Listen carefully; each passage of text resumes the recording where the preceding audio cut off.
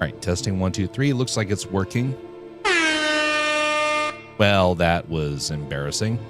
I should have thought about double checking that earlier, but oh well. It is working now. I think. Gonna double check it on the live side.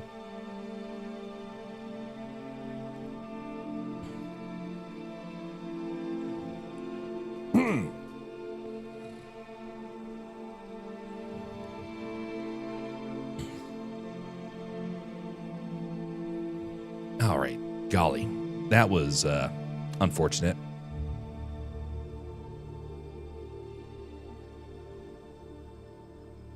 Hey, greetings there, Jess. How are you doing tonight?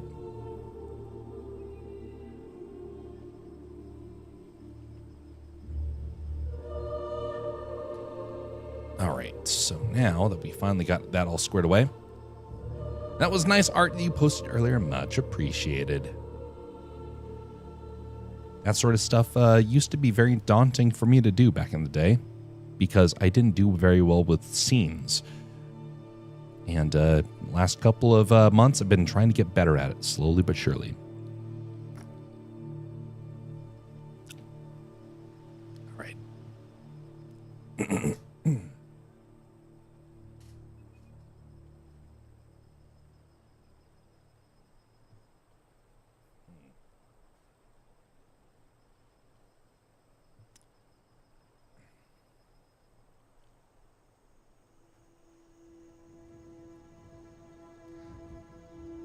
Green screen still is causing problems. I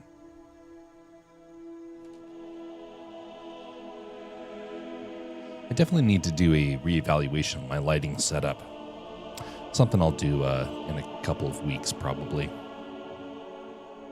But man, that is intense.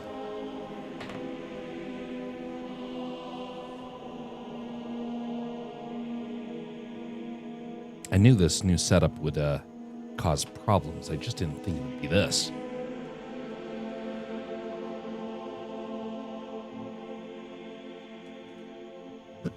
I have a really, really old lamp.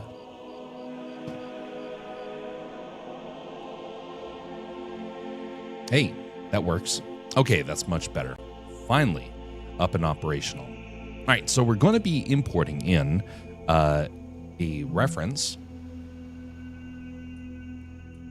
And then we're going to be redoing the bits of the arm and using this moving forward.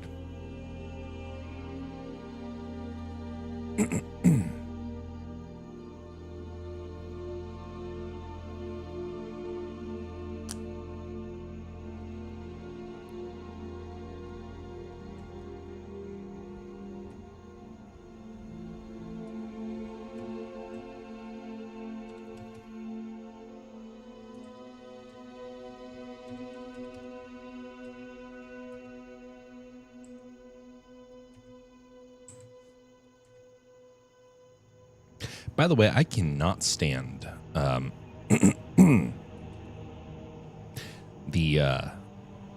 human body. It is very disturbing to me. And I like to think that the good Lord decided to conceal it with the intention that we didn't have to, well, he made it, I feel like he made it ugly and disturbing and gross just so we wouldn't want to open it up. That's my theory. See, there's a lot of people throughout history who have done horrible, barbaric things. And they did it under the claim that they were changing the world and doing science. I have a very hard time with that sort of stuff because I've known how many people throughout history have committed terrible atrocities, all in that pursuit.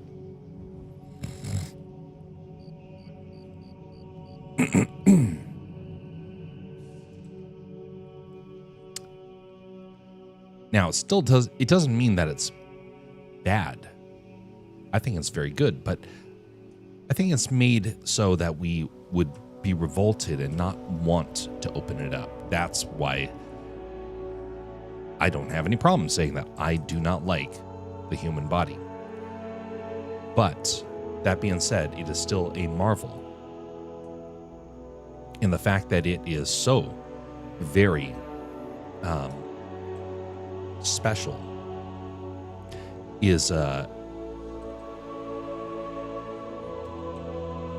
reason why I don't want to see it defaced.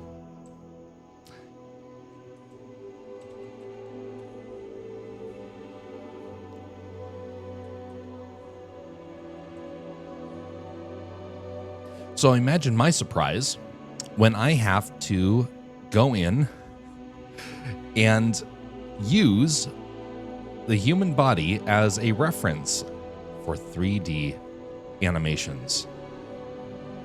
Yeah, that was one that I didn't expect.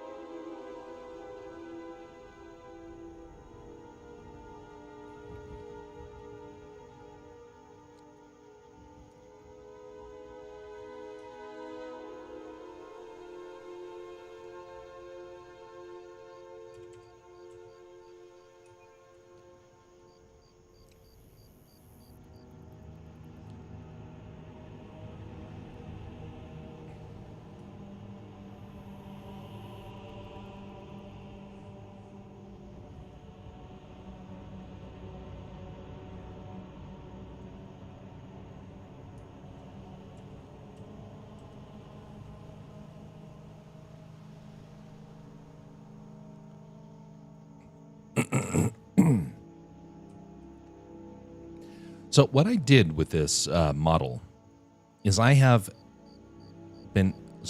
made it somewhat transparent, and I didn't use a reference image. Why? Because I wanted to have control over opacity. And the other one, actually, wait a minute, I think they updated that. Here I've just gone through this whole process. I thought that maybe they hadn't fixed that, but I think maybe spend some time and, oh, yep. Okay, never mind. They have it. Wow. That's embarrassing. So they do have opacity. Wow. It was bugged the last time I did this, and I completely forgot to double check if that is still the case.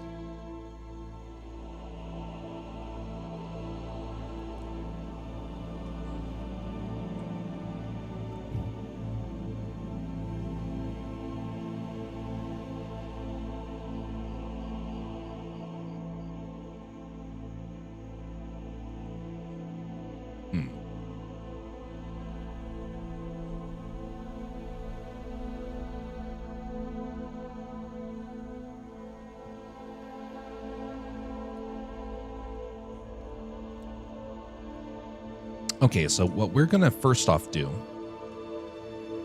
is we are going to build this as if it is going to be turned into an actual muscle system.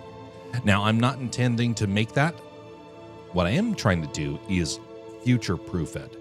Make it higher quality so that way you don't have problems. Hey, greetings there, Bastion. How are you doing? What is that? Ew, what a cute little dog icon. Well, that's adorable. Is that a dog that you have?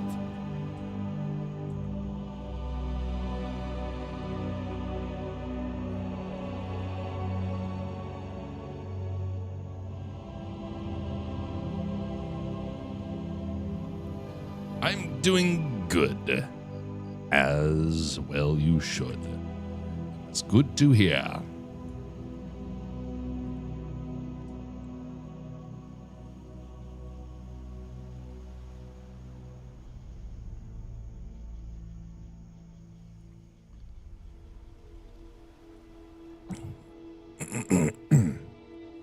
By the way, I'll probably be muting a couple of times throughout the stream because I'm having some pretty severe allergies, and I cannot close the window right now, and so it's going to be a little frustrating.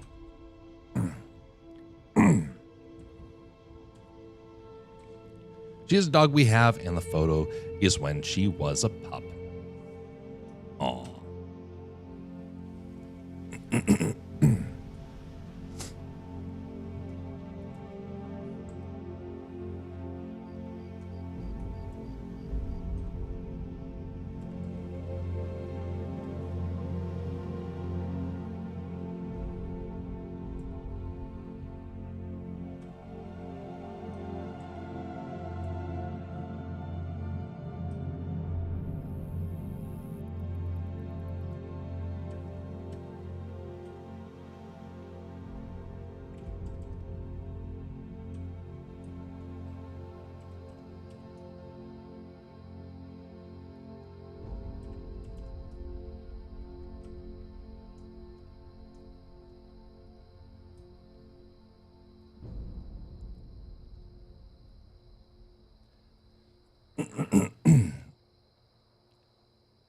So the plan currently for this week is I'm going to be streaming today and tomorrow, and then have another time of being absent until Friday. It's a little bit less than I was thinking. But turns out that the obligations I have are going to make that a little difficult to try and pull off. So the goal is to try and get this arm modeled so it can be added into the animation so that when I get back on Friday, I can just start going right into the final portions of the animation. This animation is going to go directly into the second one. It's the second of this character. I already have it scripted. I have it storyboarded. I just need a couple of reusable elements. The fishing hook is one of them. The arm is another. There's one other thing that's going to have to happen and before the second animation can be done, and that is an update to the fish rig.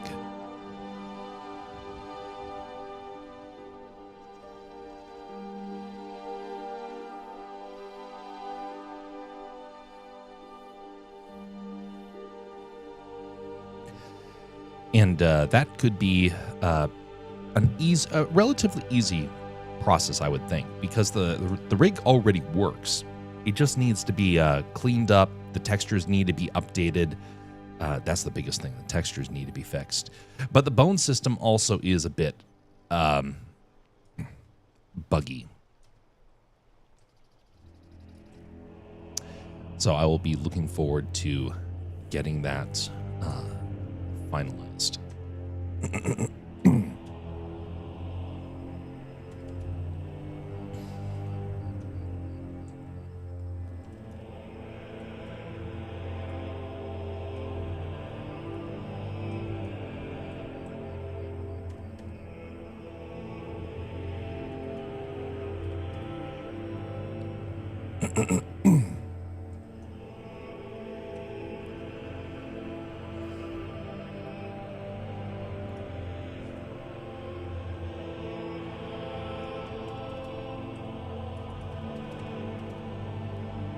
Now, I've not done a bone system, a mesh system like this before. I did attempt it a couple years ago, and it was not necessarily an effective experiment. But I did learn a lot, and I'm hoping to be able to make this work. Since this has a lot of potential moving forward.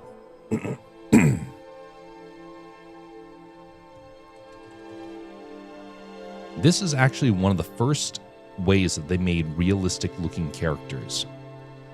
And it was a very complex system. They were able to wrap the character's skin a lot easier because of it. And I thought, hey, that would be a really cool thing to try and do. And then I found out that the computer I had at the time was unable to pull it off. And so I just gave up on that thought that maybe I'll be able to do it. And I realized last year that I actually do have that ability now. It may not be super easy, but it is a good challenge.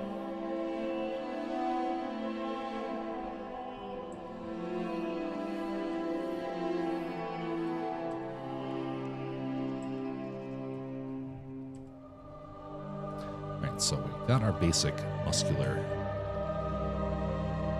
design here, and most of it is just going to be trying to match it as best as possible. I'm going to pull this over to the side, and I wonder if I can resize this here. Nope.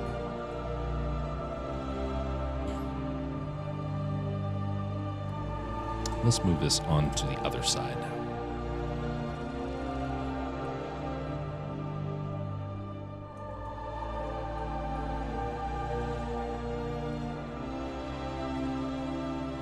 And let's pull up a side view so that way we can see how the system is being developed.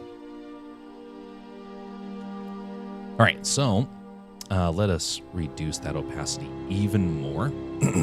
We want to barely be visible over here. And now we are good to go. Let's pull this on up here and start scaling. Actually, I'm going to take the opportunity to also reset this bone.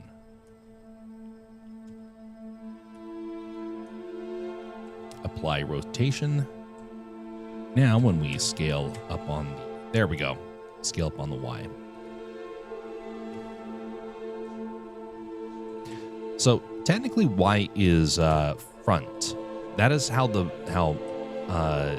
rigging system in Blender works. And initially, it confused me because in other programs they chose Z. Y was a weird decision for them. And I'm still not entirely sure why they chose Y. It doesn't make a whole lot of sense from a mathematical standpoint. When you were trying to figure out up and down, one of the things that I remember was that Y was up. In Blender, Z is up. And interestingly enough, it seems to be that more people are starting to side with the idea that Blender set up. That, oh yeah, it actually makes sense. You want to have things on the Z axis. But why? That part I do not fully understand. Because there is a lot of reasons to stick with the Y up system. One of it is that it's traditional.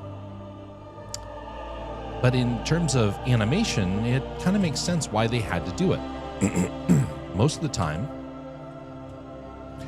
you are looking from the side. And so, when you're looking at a character, which direction is up? It's the Z. If you have the camera pointing down, but if it's looking from the side, it's still Y. So, Blender does everything from a top down, which is really weird. I want to know why that started, but I have noticed a lot of things where it's like, oh yeah, it makes perfect sense now, but it didn't at the time.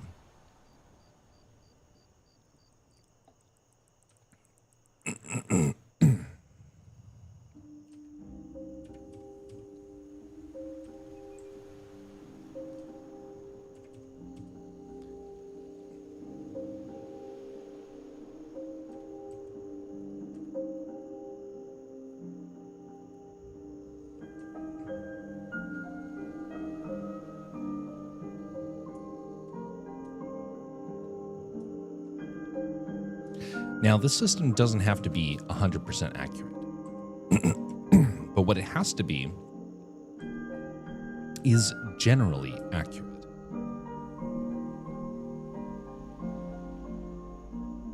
Sorry, I gotta close that window. It is just something is triggering me.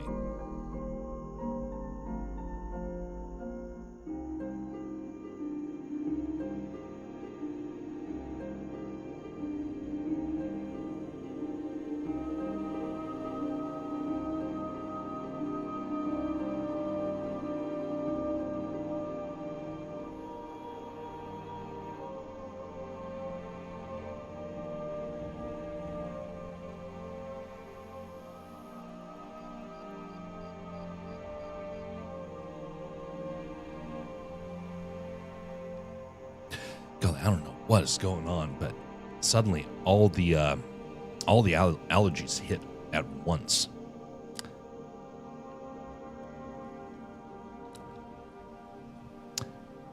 Hey, greetings there, Tush. How are you doing? Tashar.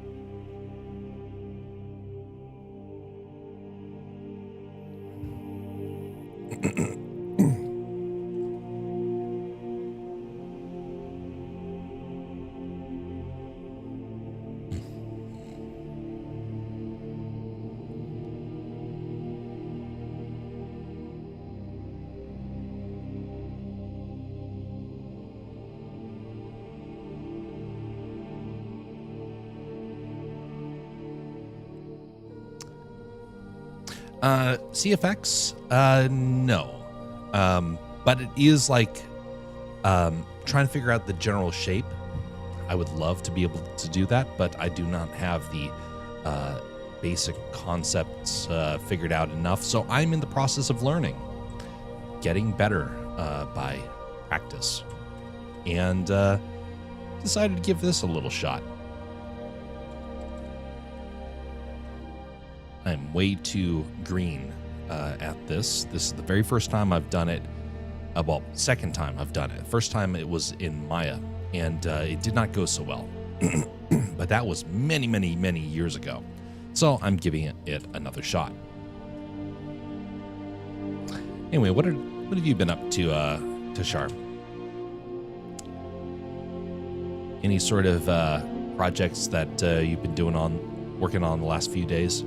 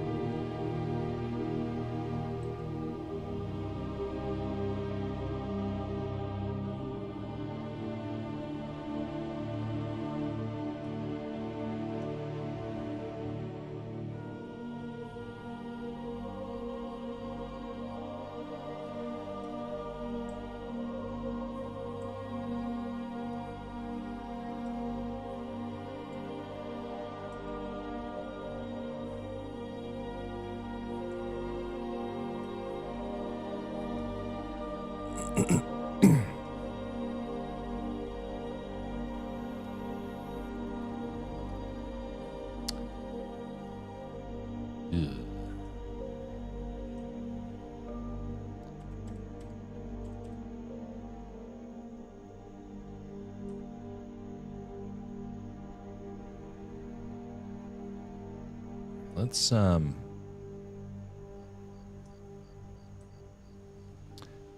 Let's see what it looks like if we smooth it out.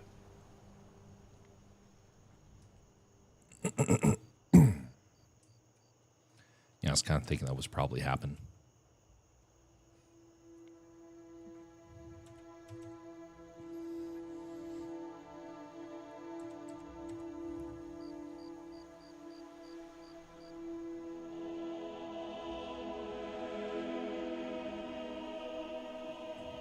Collecting free add-ons for clouds, rain, crowds, compositor nodes for the 3D documentary video. 3D documentary video. Very nice. Hope you find some success with that. Hey, greetings there, Jersey. What are you up to?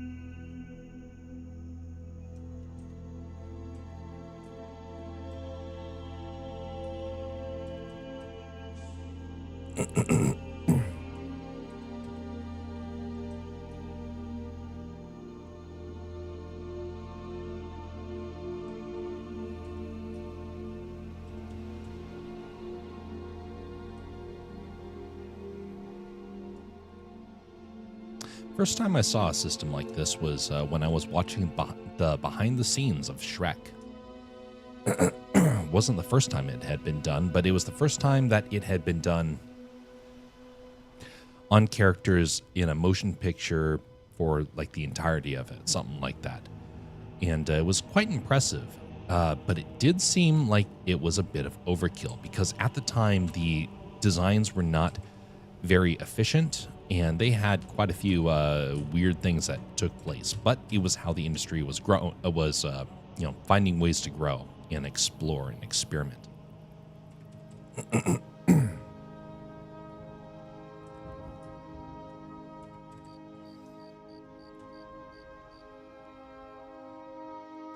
Is there a lot of it? Got the free simulation add-on from Blender Studio. It is used for fire, smoke, blast, battery blast, sims, whatnot. Very nice.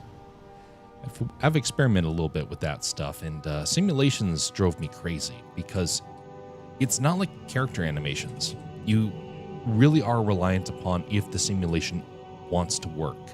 And then you're like, oh, dang. It doesn't want to cooperate.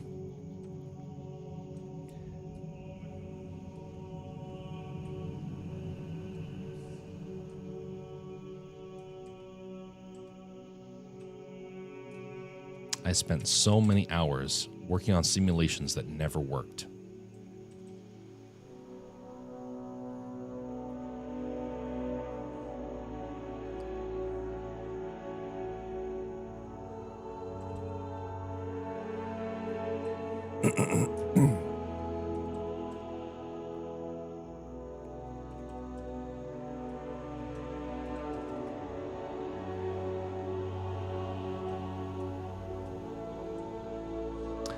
One of the simulations that I was trying to do was snow. I really, really want to do good snow effects. And every time I did it, it just would not work. Snow in Blender is not easy. It's not easy in any software. But I was kind of hoping that it would get easier. And alas,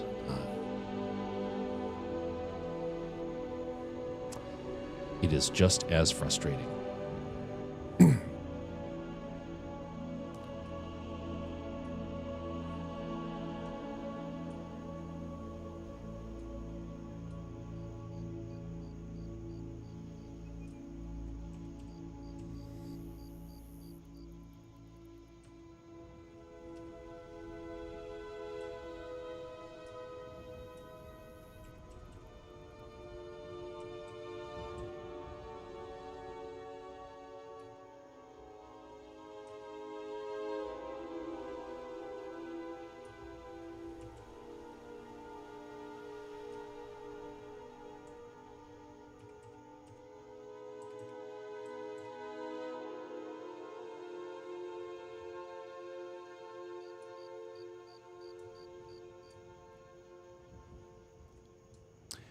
So is this going to be under the mesh? Let me put it this way. I want to try and make a muscle system that works. I'm not convinced I'm going to pull it off for this episode. I just want to have it as the base, so that way I don't have to go back and redesign the arm at a future time. So I'm taking the opportunity to, try and do better, to try and get to match the reference as close as I can get it for a reasonable amount of time. Because like that's not accurate to muscles, but it gets me the general idea. So that way it becomes a little bit easier.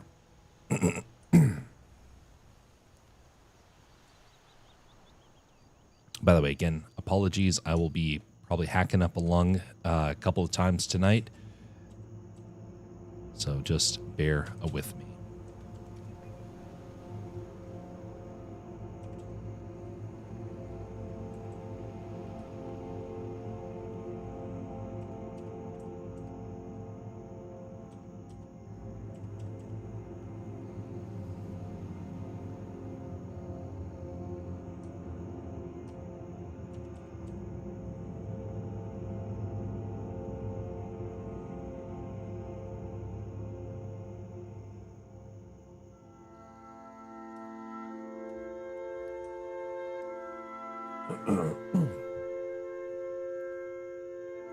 The sim is actually a Sprite 2D flat face with a lot of geometry nodes.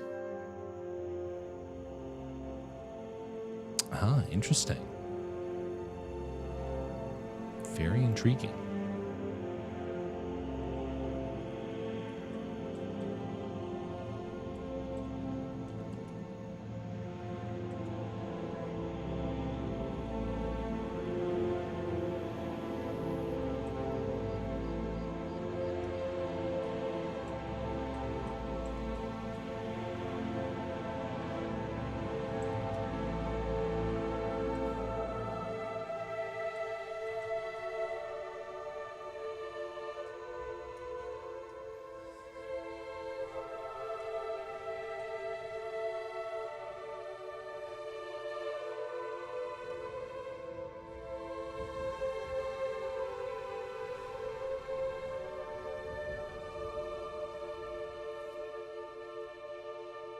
I feel like I need another reference image, because the ability to turn it around 360 is not really possible in this. All right, we have the over, we have the through, right?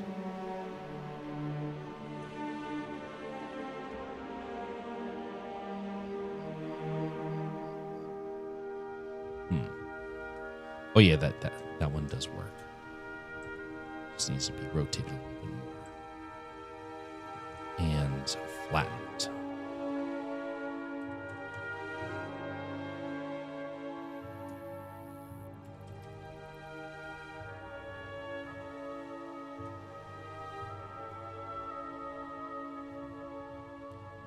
Eight minutes for one frame, and the previous one took 20 seconds.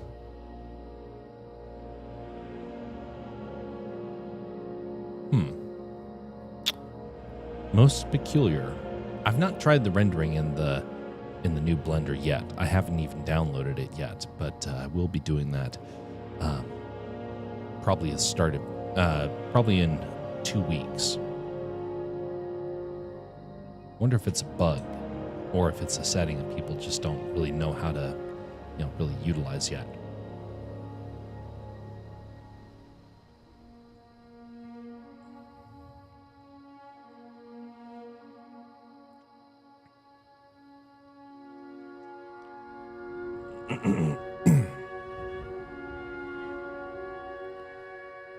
That's a good image. So is that one.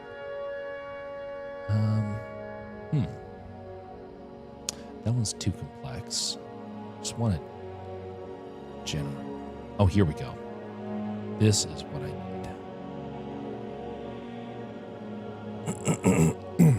Open, nope, not link. I want to open up image. Open image in new tab. There we go, much better. Hey, greetings there, Aaron. How are you doing? Maybe some render with the GPU options that didn't transfer. Select the GPU and settings too. It's in the preferences. Yep. Kind of curious to see what the how the program is going to be bugged with this new one. It's always going to happen. New update, going to have bugs. I'm just glad that you know, they are fairly quick to do the corrections.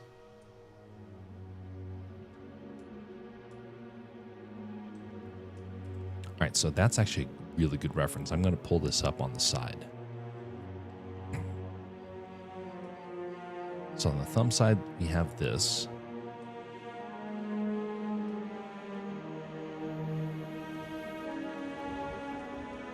On the opposite side, we have this.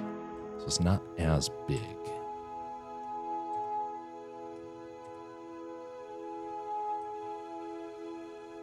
It's attached exactly at the elbow. Let's hide these ones right here and get to the elbow. Rotate it on down. Now let's duplicate this one, move it on over. This would be that middle area there. And that one's going to go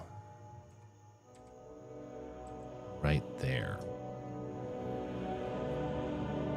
I don't know why it's not there by default. Why is the CPU set as default in the preferences, even if in the render tab you can select GPU for the render and denoise? Yeah, that's a good question. I wonder if part of it is that a lot of people probably use the CPU because it is, you know, not going to glitch as much. I remember about how many years ago was it? It was, I think it was 4 years ago. The GPU glitched horribly, and the fastest and most guaranteed way to get good renders was with the CPU. It was like that for months, and I know that that's what it used to be, but then the GPUs came into play. So I wonder if that's kind of like a holdover from the old days.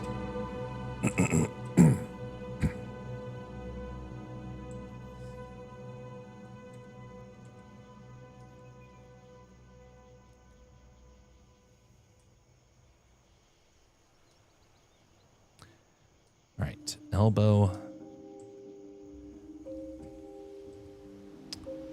goes there. This one is going to be here and rotate down.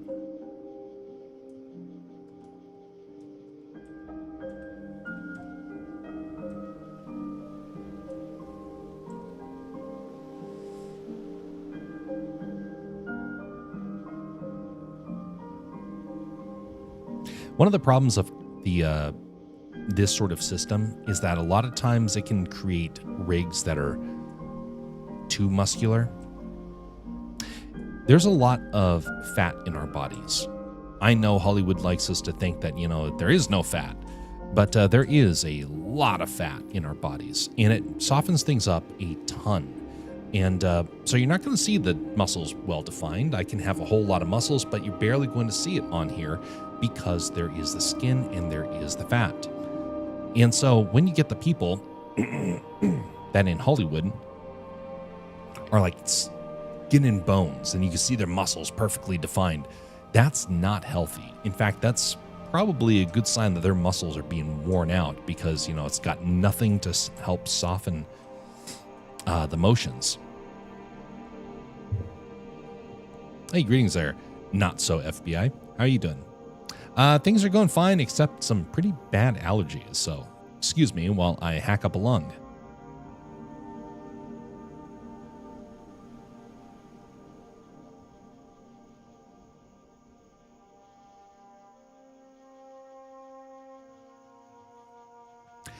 Yeah, golly.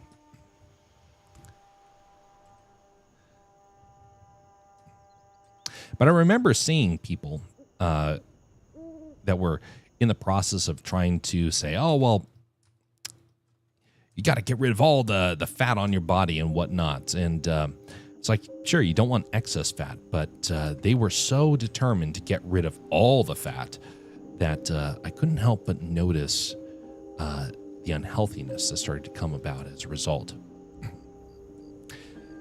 Well, in your 3D models, you kind of need to take that into account as well. So if I just did this with just the muscles, the character's going to look ripped and powerful, but at the same time, they're not going to look normal. So you have to soften it. You don't use shortcuts? I do use shortcuts. Just not all of them. So I'm always pressing stuff on the keyboard, but there's a couple of them that I still have not memorized perfectly.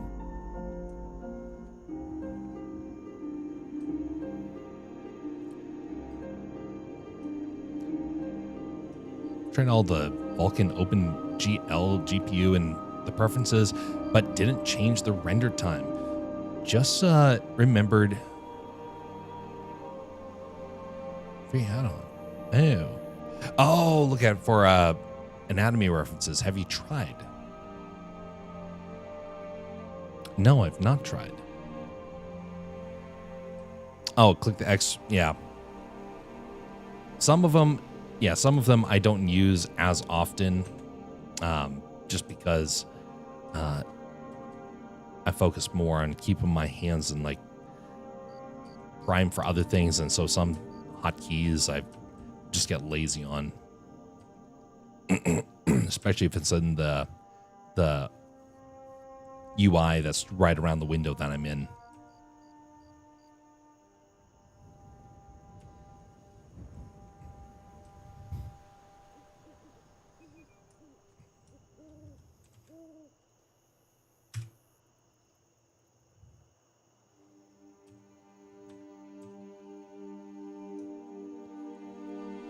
It's not looking so bad.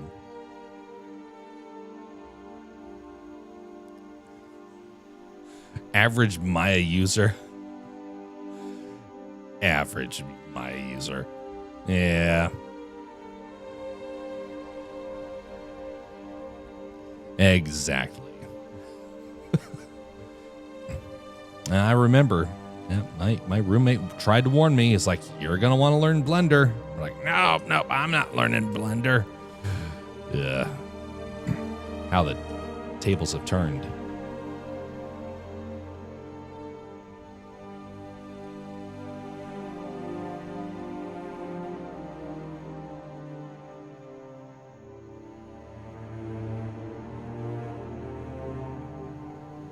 Loops up and around. It's the one that goes to the thumb.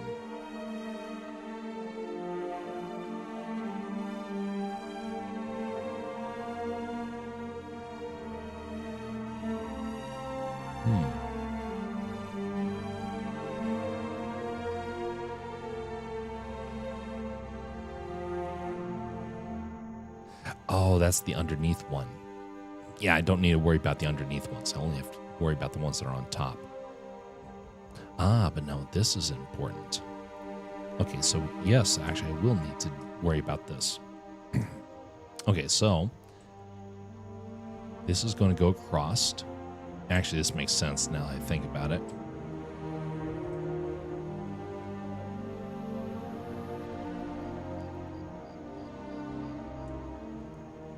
Then this is going to go up.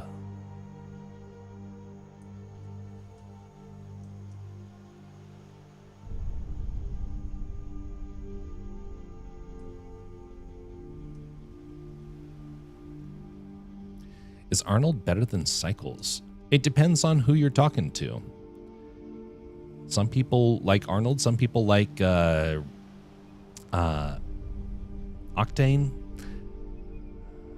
I am kind of partial to the default. I tried getting into the other render engines. There's other problems that happen with it.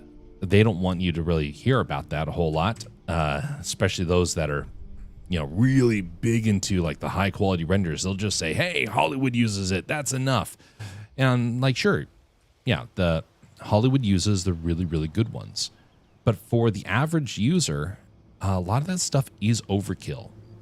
And it actually does just as good of a job for the average animation.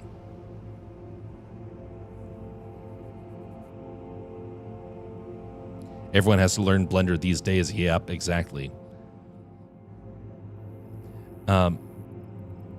Maybe differently. Would you be able to tell if it's the same animation if it was rendered in Maya or Blender? Yes, very much so. I personally like V-Ray. What? V-Ray?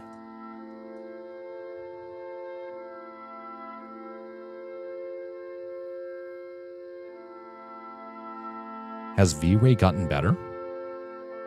I remember when V-Ray was like brand new and it was trash.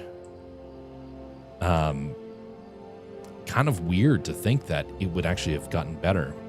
That I thought that they had stopped using it because it was like too old of a system. So that's really baffling me.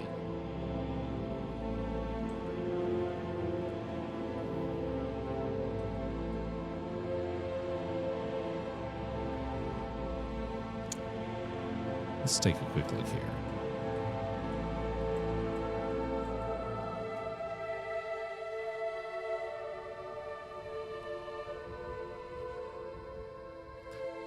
Oh, look at that. $1 a month. Hokey smokes, I'm not paying that. I'm cheap. I'm very cheap. It's not a bad idea.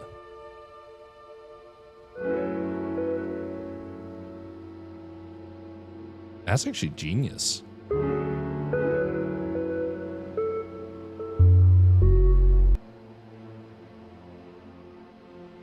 Ha ha ha ha ha. I just figured out what I needed. Even without buying it. All right. So let me get the annotations set up here. Where is that? View down here. New. So we're going to be going connect, connect, connect. We won't have to do all of them. I just need to get the general idea of how that set up.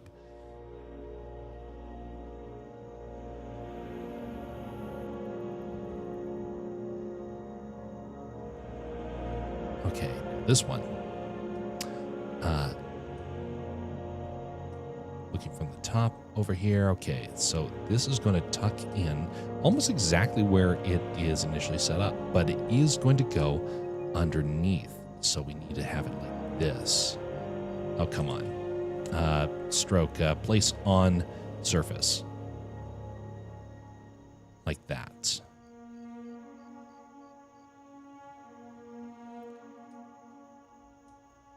Then this is going to go like that. All right, let's erase that. By the way, annotations have gotten so much better because of Grease Pencil. And I saw the updates for Grease Pencil. It is so good looking. Every time they do an update for Grease Pencil, I'm like, I want to start using this for a big project. Haven't really gotten that opportunity yet. Let's change the color for this one. Oh, that's right. I have to do another one because of how this system's set up.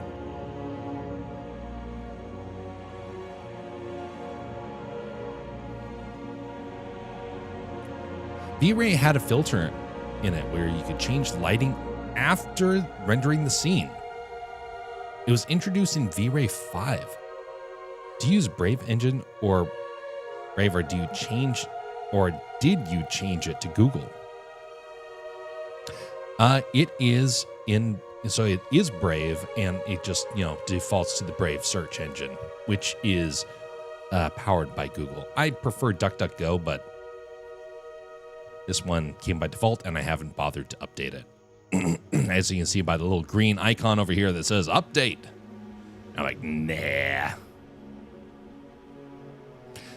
My coupon section, it says use free and you can have it for $0. I'll have to try and get that.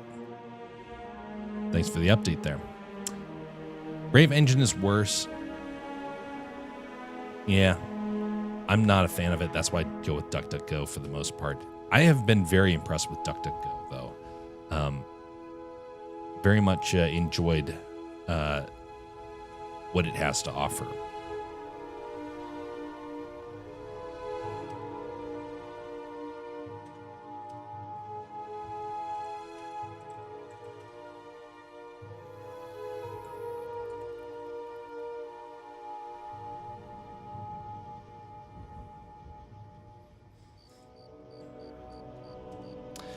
I started using Brave a little over a year ago. A friend of mine suggested it, and up until then I was using Firefox, and Firefox started having some problems. And the problems have only gotten worse, and he was like, you should use this. I'm like, I don't want to. And kind of like my friend from years ago that was telling me to get Blender, I'm like, fine, I'll do it, because, people that tell me that usually have a reason for it. And then I ended up defaulting to that for my main browser.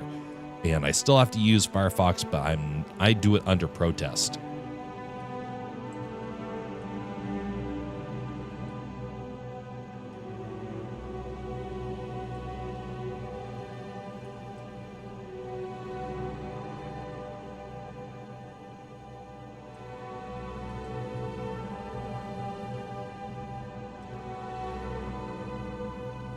Brave is good if you want to watch YouTube, no ads. But you do get Twitch ads. That is indeed true. And one day soon, YouTube's going to start having it over on their side too, because there is a way to force the ads. And I'm not looking forward to that. That's when I stop watching YouTube entirely. I will find any other number of ways in order to get around it.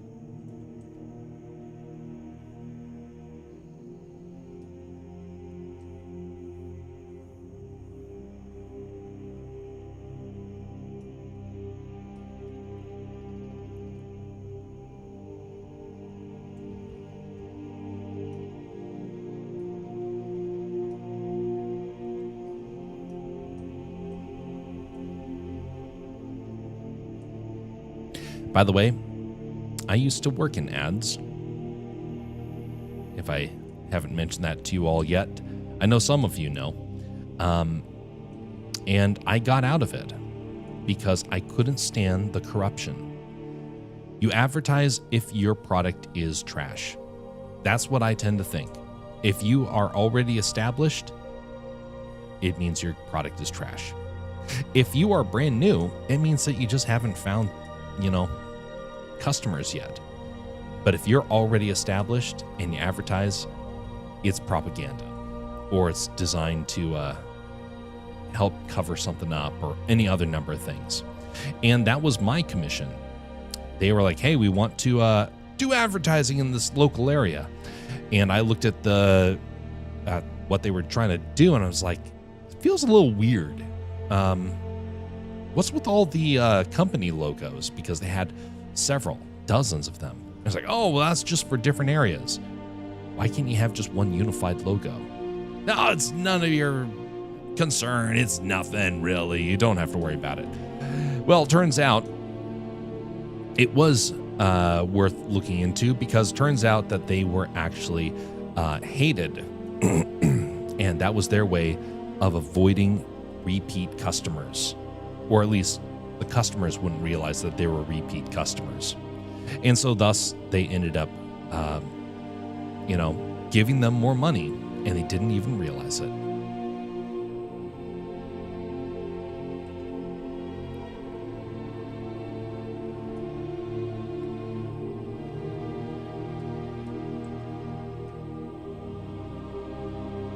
But I realized that I really don't like doing propaganda. I hate it because propaganda,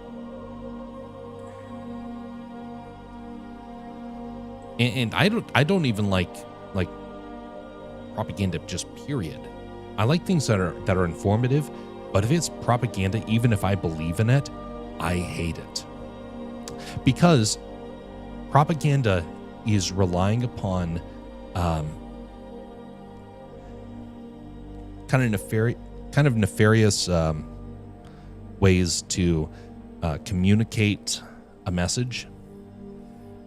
It's designed to trick, manipulate, deceive, to paint a rosy picture when it isn't actually that case.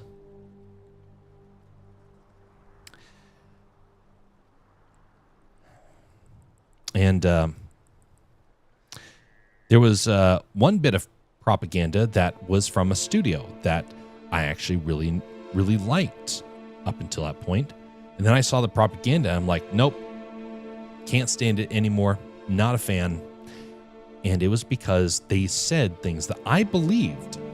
I did believe the message, but I couldn't stand the fact that they were communicating through deception.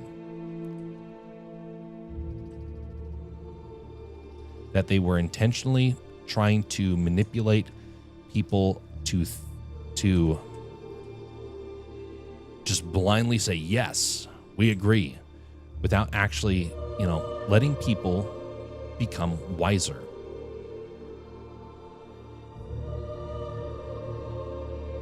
All right, we're going to abbreviate this one here.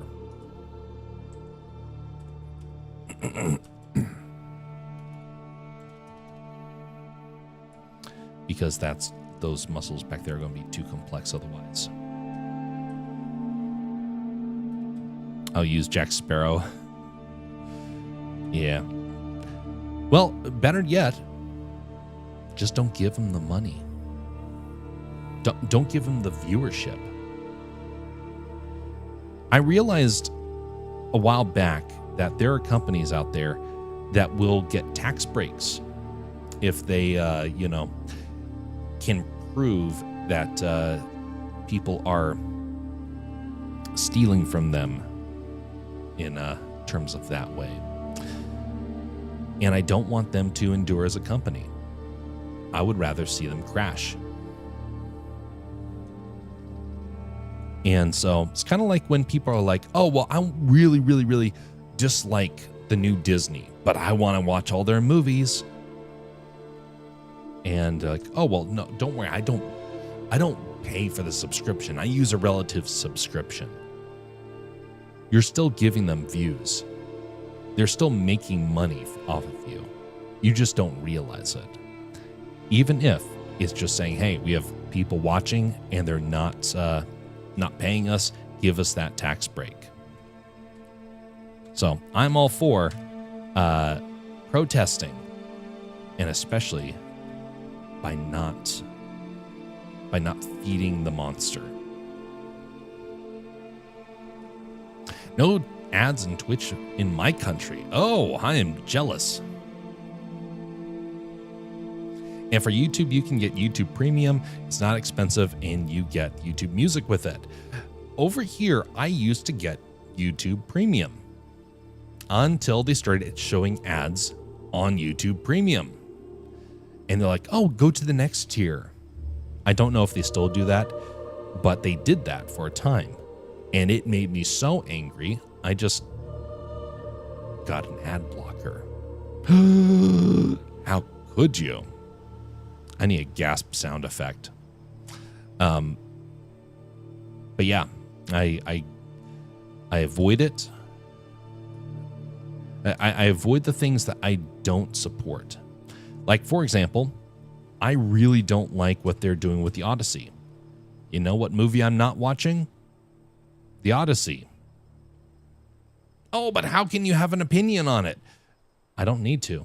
I already have my opinion. I don't have to give them the money because they've already expressed that, they don't want people like me that are watching it. Easy solution. There's other movies like that too. So, having worked at Disney before, I know that they really, really, really like the tax write-off. I was in a leadership course.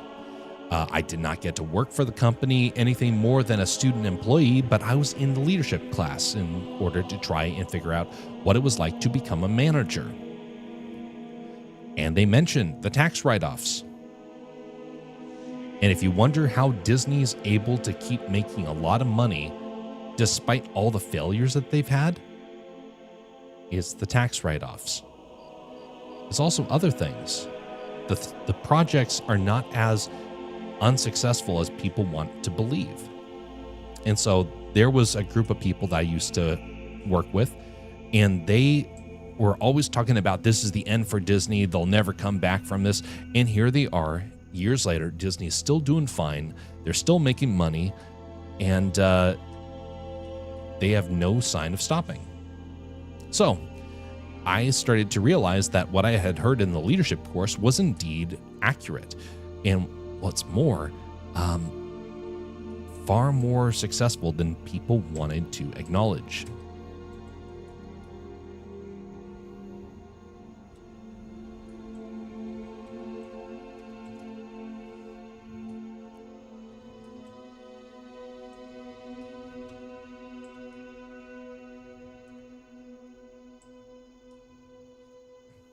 Almost done with this pass, and then we'll go into actually making the fingers and whatnot. Brave over YouTube Premium. Yeah. After what they did to the YouTube Premium over here, I'm never getting YouTube Premium again unless they can, prove that they're going to actually stick with the deal.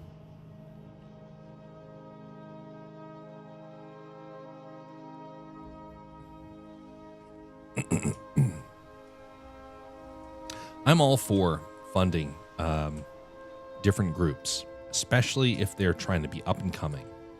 I've done that myself. I've reached out to some folks and I'm like, hey, I don't agree with you 100%, but I'm going to throw money your way because I want to see this stuff actually happen.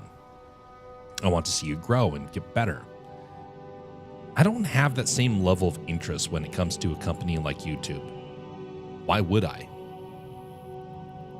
YouTube has done nothing but sabotage a lot of the things that I've been doing. It sabotaged the people that I know. I do not want to see them find more success. Actually, what I want is for them to lose their company.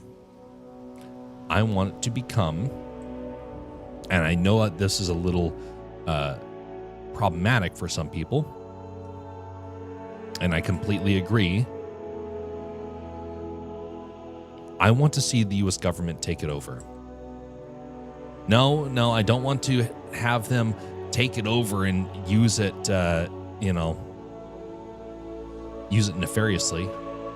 I want them to maintain that it is a public platform.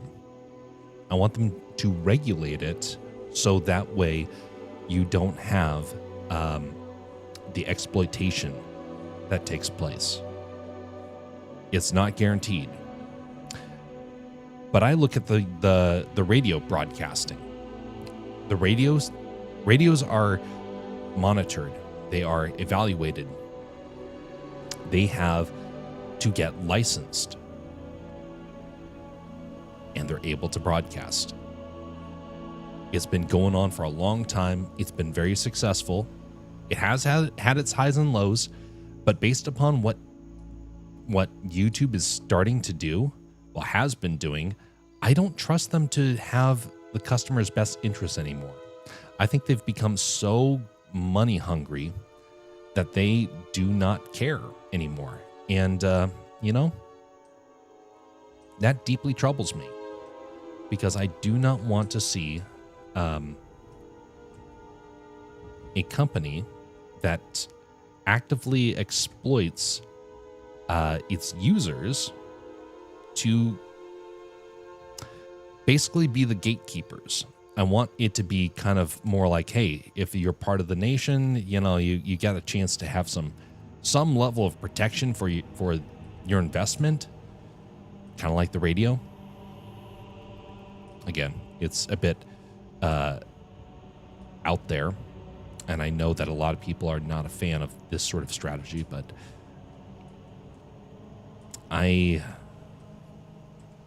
that's how concerned I am about YouTube and Google. I think that they are so bad that I would rather have it a government organization that's like making sure that it stays public. But you know what happens when if that were to happen? No advertisements, at least no mandatory advertisements. It becomes a by-channel decision. And I could get all behind that.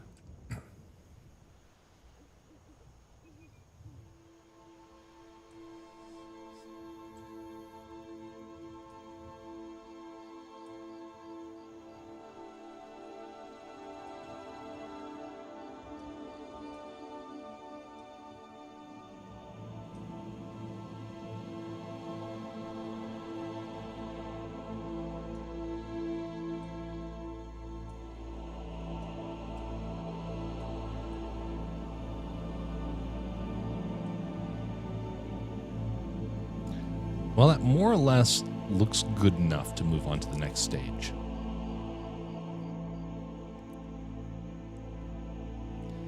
Just like Sony, I want to see Sony crash. A lot of companies I want to see crash. YouTube takes a lot of creator share. Yeah, and it's getting worse. And you know what? When a company becomes such a monopoly as Google, the government is required to break it up. They have not done so. That is very frustrating and troubling. How can they be so blind and not realize what YouTube is doing, what Google is doing?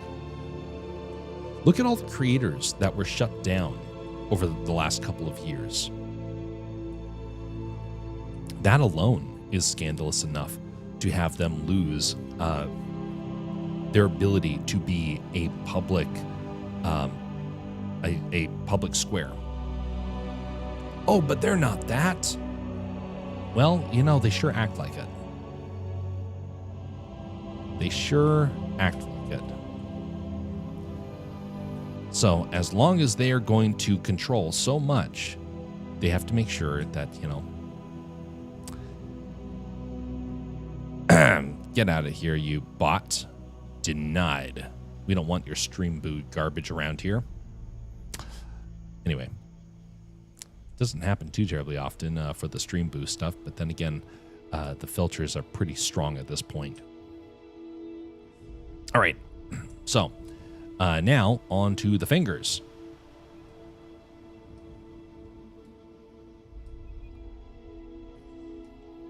Now the fingers are just going to be, normal.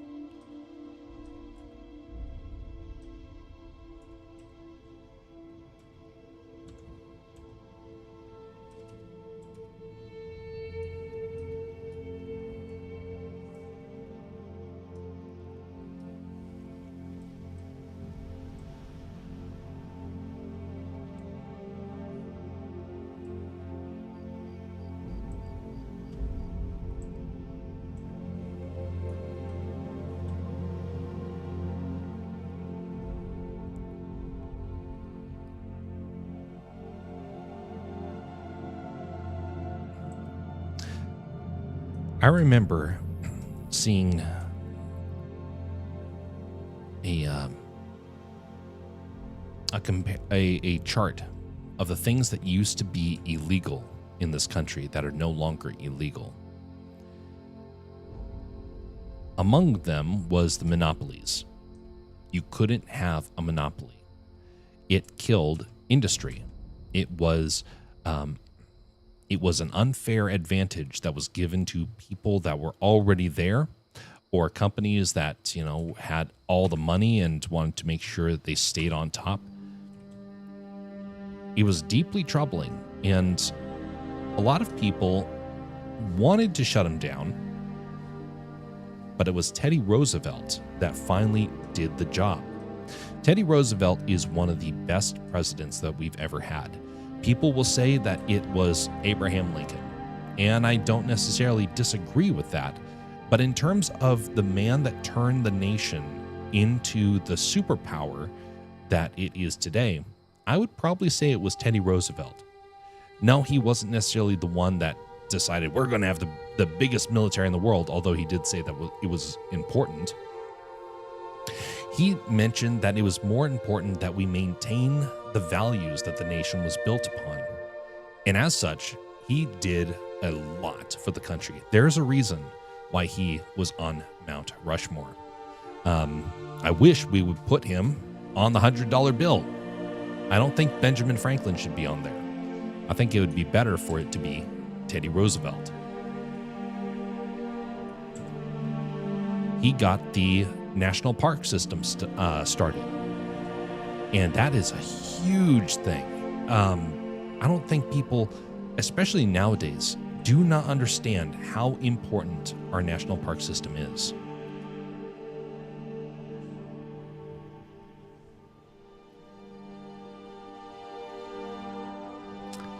And now we have data centers that want to take over those. Like, you don't need those national parks. We'll just take it over and put data centers on it.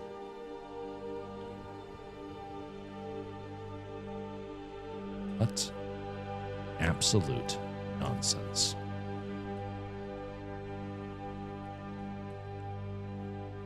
I have seen what corruption does. AI companies are right now have a sole purpose of just exploiting, taking advantage of this nation, and they don't have any remorse. And I want to see them brought to justice. Teddy Roosevelt would have done it.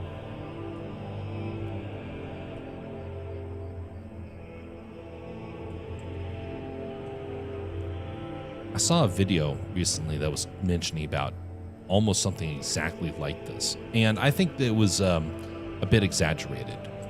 But it was something where it's like, yep, Teddy Roosevelt would have been the guy that would have said, "What the heck are you doing?" But there's a lot of things he would say that about.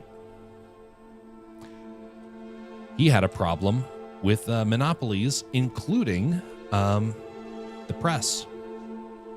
And right now we have the press as a monopoly.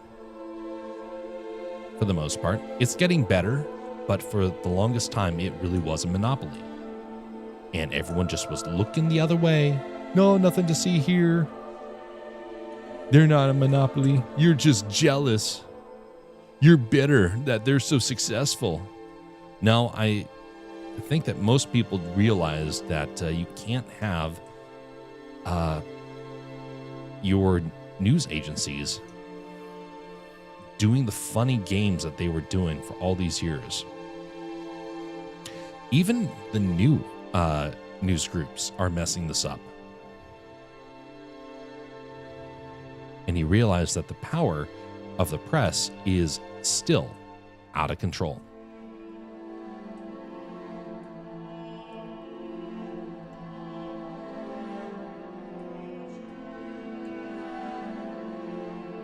But anyway, the national parks. Teddy Roosevelt was a big game hunter. Very prolific one. He went all over the world. He collected a ton of animals. And yet at the same time, he had the respect enough to say, you know what? I don't want to see these animals gone forever. And around that time, a lot of people were starting to notice the damage that had happened to the American ecosystem. There were a lot of animals that had gone extinct in the 1800s. And Roosevelt was very familiar with this. A lot of people were starting to remark that there were even more animals that were on the extinction list, or could be on the extinction list very soon, among which were whales. A lot of whales had died during the harvest for their oil. More than we can really calculate. There was a report that you could look over the horizon and all you saw were whale spouts. There were so many whales, they estimated that the pods of whales could go up to the thousands, the tens of thousands. And all of them are more or less gone. And America was a big reason why that happened. Europe did not have the ability to whale. Why?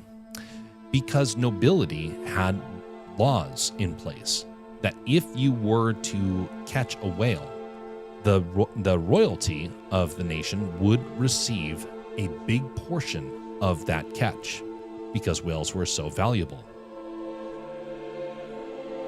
So thus, nobody had an interest in wanting to catch whales. And then over here in America, they were like, you know what? That there, wait, well, actually, they're speaking in English, a North English, New England accent. So they were going along, and I do not know that accent very well. So we're going to stick with, the kind of the redneck sort of sound. Martha, look over there. That whale is so close to the shore, I think I could go out and touch it. I'm going to take the spear and see if I can stick it. And she's back there saying, George, don't do anything stupid. Don't worry, Martha. I'm just going to go over to this whale and just say, oh, it's dying. Hey, I'm going to really stick it good. Oh, no, it's dead. And then they proceeded to realize you can get a freaking ton of money out of a whale. So they started going on a rampage. And because of the restrictions other nations had, America became the whale hub of the world. And thankfully, America also had a lot of people who had a sense of values. And so when they saw the slaughter that started to happen, they're like, this is going too far. And that's why we have things like the national park system, because we had people of conscience that, unlike some other nations, when they found creatures that they wanted to harvest, we had the restraint to say, no, we are seeing the damage, we are going to stop. I don't think we realize just how unique America is for that. China, for example, was already in the process of trying to eradicate their panda bears. They drove several animals to extinction. Their tigers almost went extinct. Russia found animals that nobody had ever seen before and said, let's just butcher them all.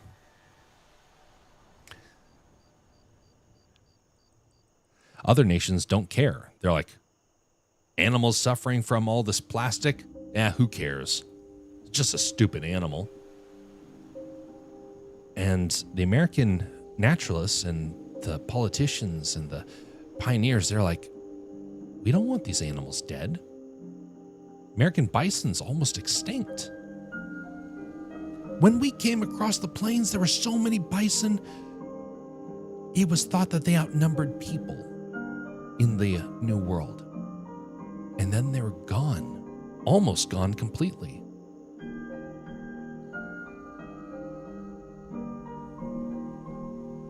And Roosevelt is the one we can thank for that, because he had such a love of animals, despite being a hunter, that he was like, we are going to preserve these creatures.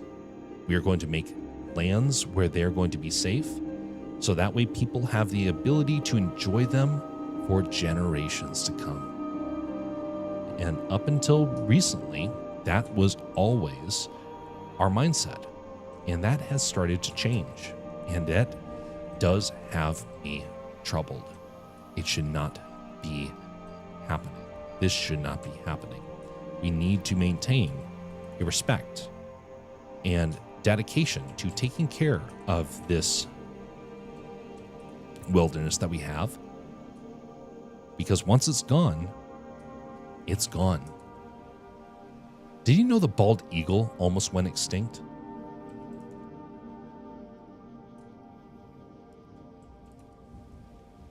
Hey there, Veluxy. How are you doing? Z Anatomy is a better browser base, also to look for reference, but don't open it live. It shows, yes, indeed. Thanks for the warning there. That's something that is always a good thing to remember when you are, live. To avoid clicking on locations, because you never, ever know.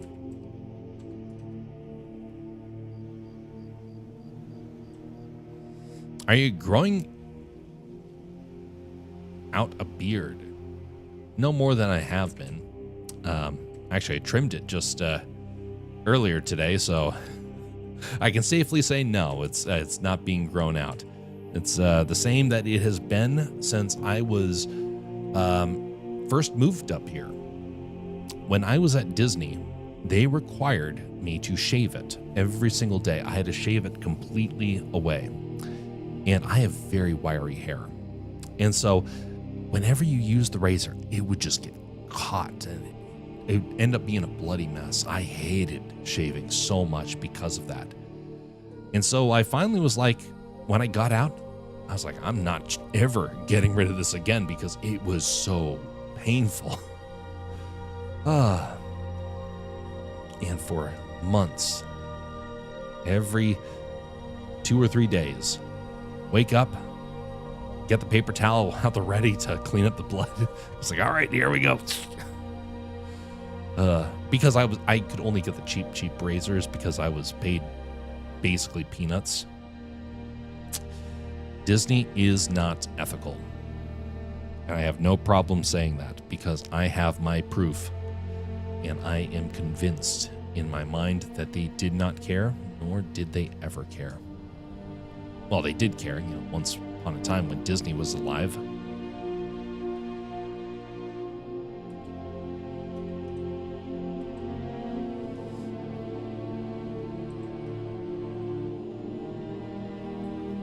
I sure wish I could have met Disney. It would have been a fascinating, he would have been a fascinating person to get to know.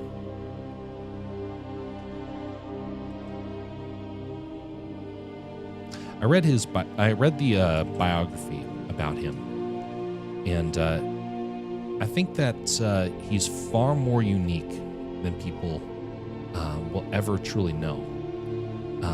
He wasn't a perfect man by any stretch of the imagination, but he sure made a difference.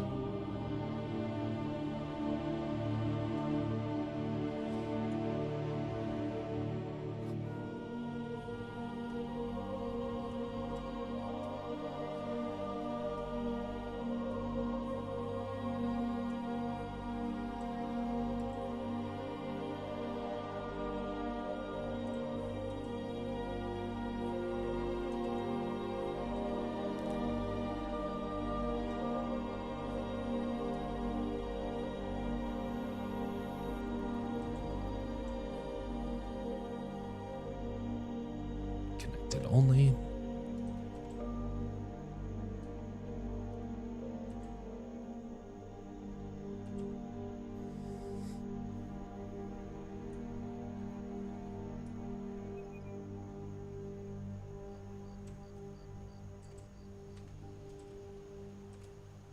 One of the problems of streaming when you do this, I look down at the keyboard and there's a mic in my way.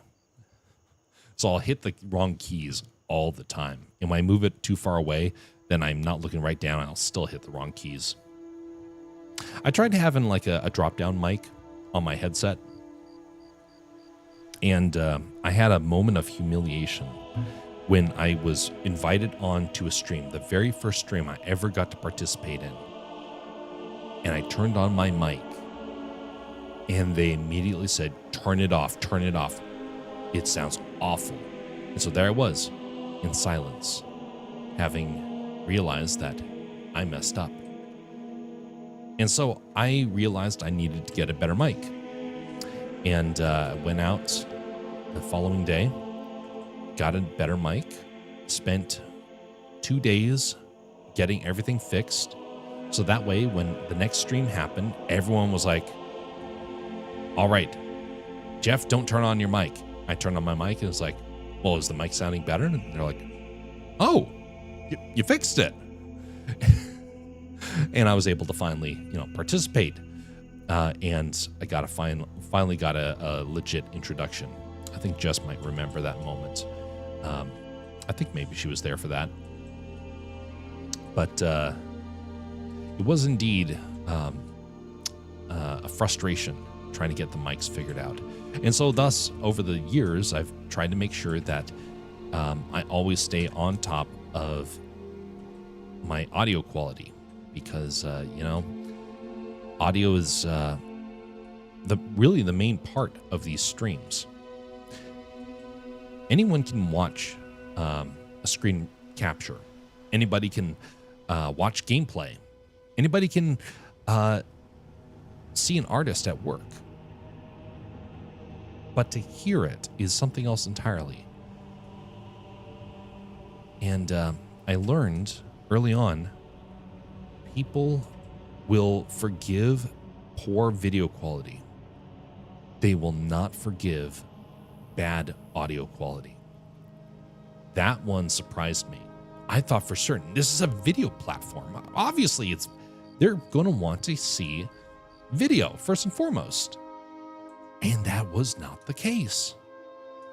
And I was like, well, I was not expecting to make a whole lot of investment into getting audio equipment, but it looks like that's going to be the case.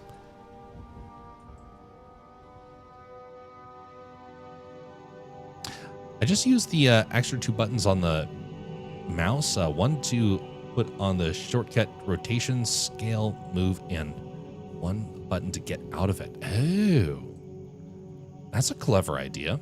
I don't have a mouse that can do that, but I kind of wish I had one of those mice that had like 10 buttons on the side, because that would be, I think there's a lot of cool things you could do with that.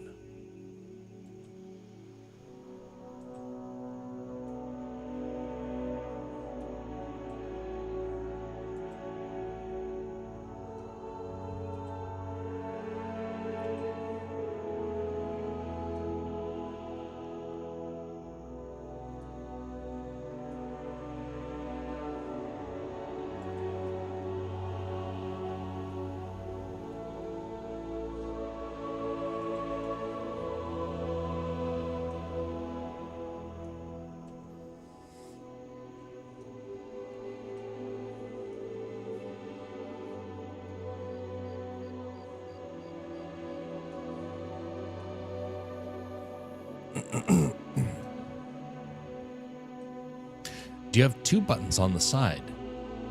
I do have 2 buttons on the side.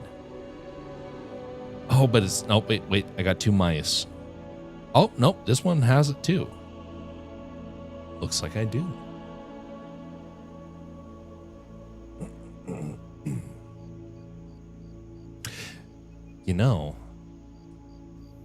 Need to open that up and actually figure out something to do with those keys.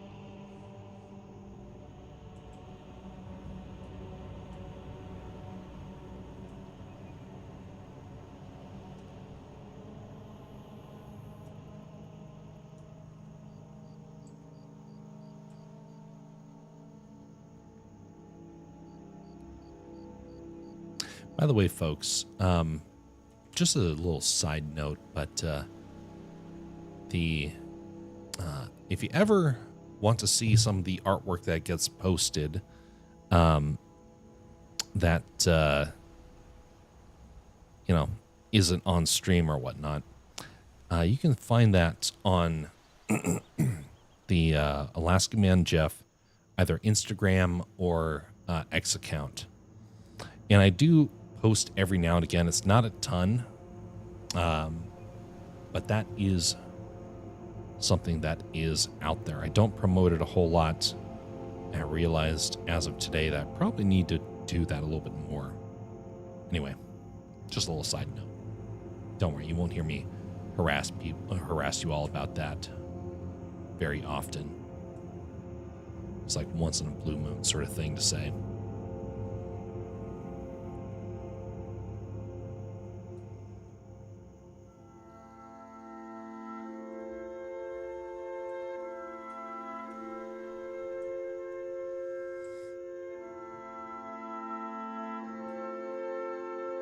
Sometimes I wish Blender had the QWER like Maya.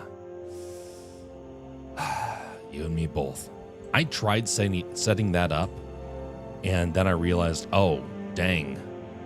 Blender, like, really, really doesn't want you to do that. I didn't realize just how difficult that was going to be to try and do, and I was like, oh, we'll just force it to happen. As if. Good luck trying to get Blender to cooperate with a logical system like that. Blender's hotkey system is confusing. I understand why they did it the way that they did. Kind of like why they chose Z up instead of Y. But there's other things, it's like, why?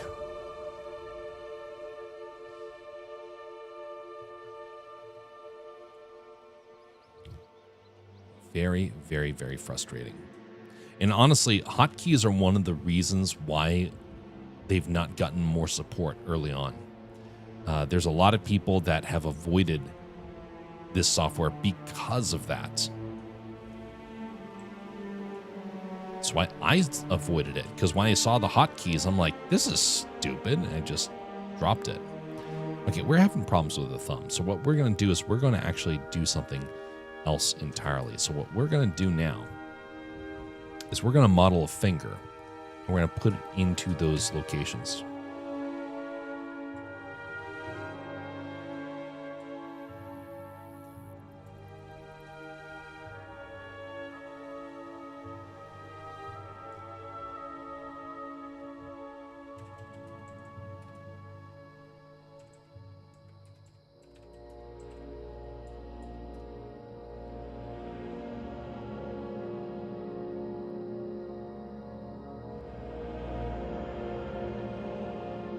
That's a really weird photo.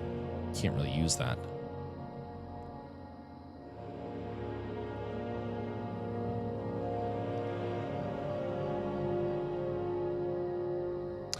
Are the keyboards like you just plug the keys and put them in a different place and it works? Technically, yes, but those are going to be custom built. But it's not just that. There's more at play. But yes, it'd be nice if you could rearrange the keys. And I have seen them before. They are do-it-yourself sort of things. It comes with a board and it comes with the keys. And then you actually plug it in to your own combination. It's designed primarily for gamers, but, you know, it have a lot of use in the 3D Blender space. I saw this thing. It was so cool. It was a joystick for Blender, and you actually had your hand on it, and then your mouse was on the other. Was on your mouse, and that was a controller to go around the scene, and it had all the basic controls built into this joystick. And college roommate was using this to maneuver around. It was like he was flying. It was so cool. I wish I could have gotten something like that, but I saw the price and I was like, oh, that's way too expensive for me. I got too many other things I have to get equipment wise. So I avoided it. All right, let's go to DuckDuckGo because this is ridiculous.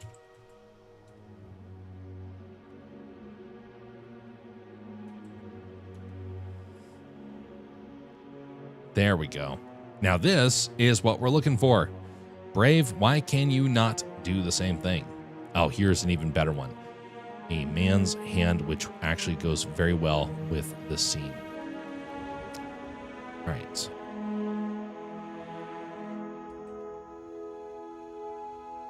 Reference.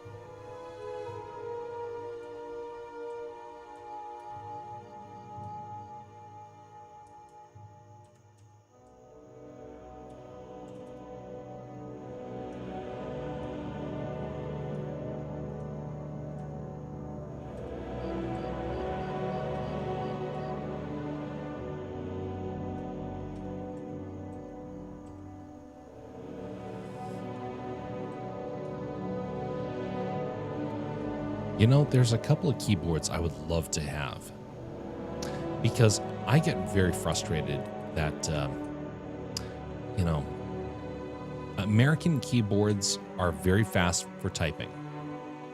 They're not good for utilities. They're not good for programs. They're not good for other languages. And I have an idea of, well, I found a keyboard that is like the best keyboard I've ever seen.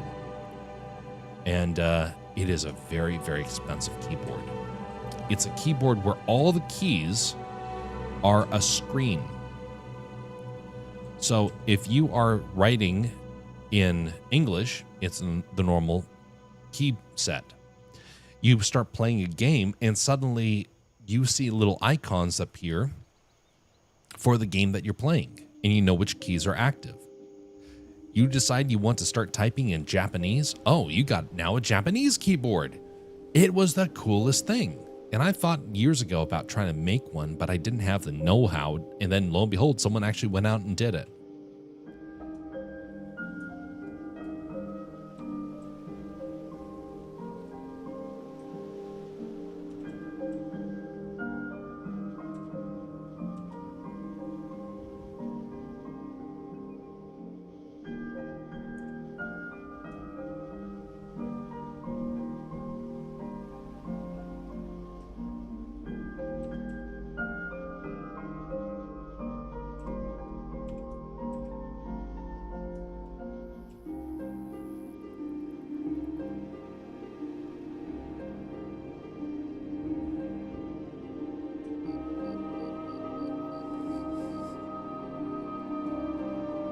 Since I closed my window, I need to get myself some more ice for my water. Be right back.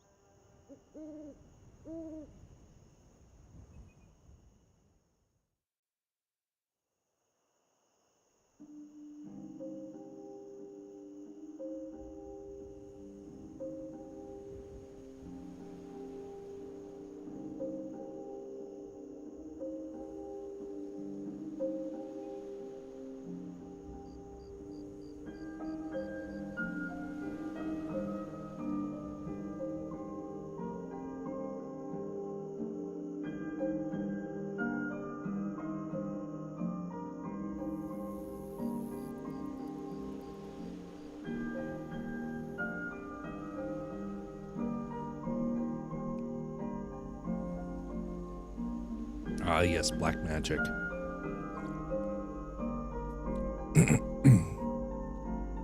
Their software is free. You pay for it in terms of the equipment.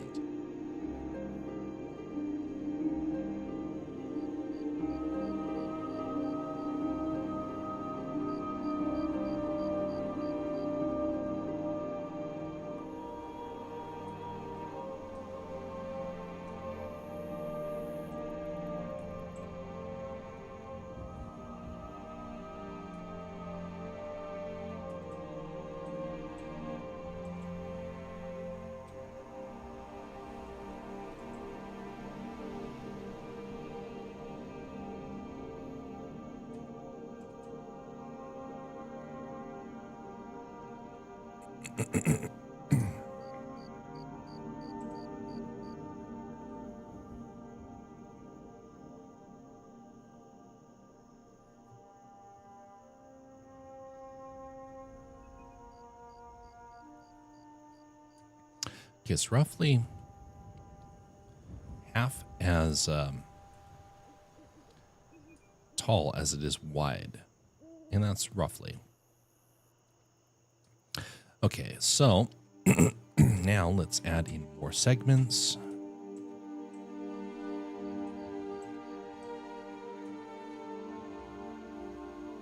Okay, let's actually do this one.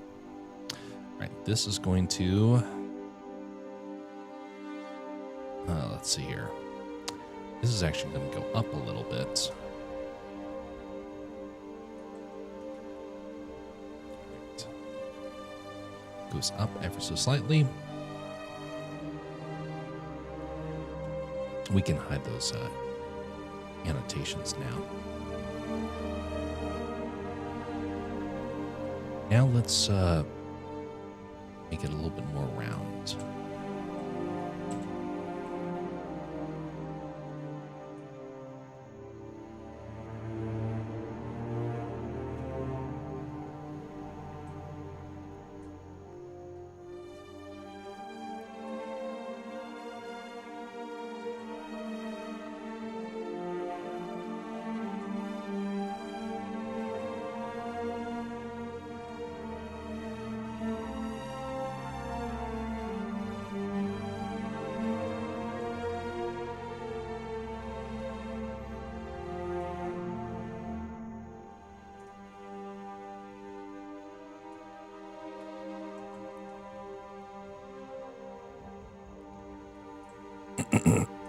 Well, looks like there is another one here. Okay, so based upon what I'm seeing with my own hand,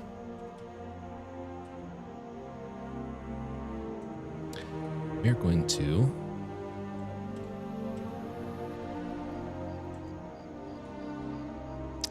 focus on the medium. There we go.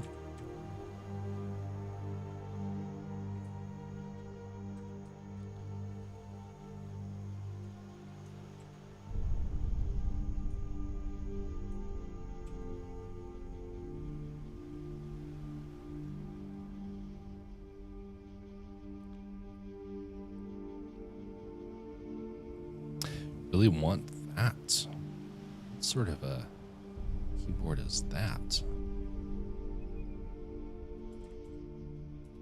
All right, we need to make DuckDuckGo the main search engine.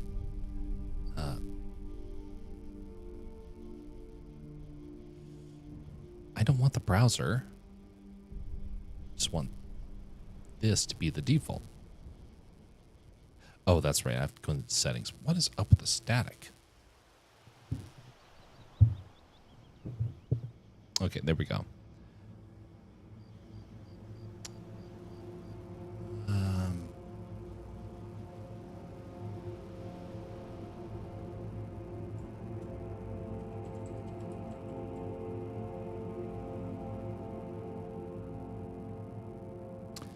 DuckDuckGo. There we go. Set as default.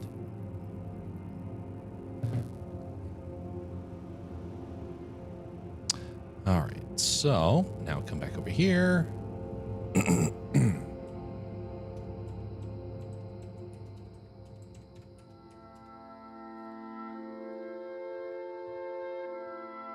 Oh, Oh, yes. Yes, I remember seeing this. I don't know if I would enjoy that one.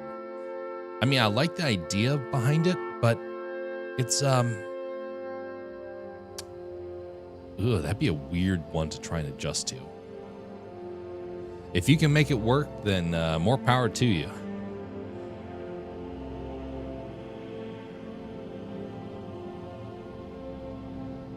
It is actually a really impressive piece of gear. I could just imagine myself making all sorts of mistakes. And also, yeah.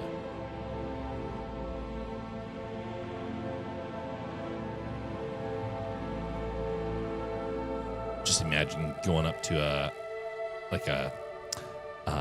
an e-sport event and you throw that thing down. Everyone is going to start to panic.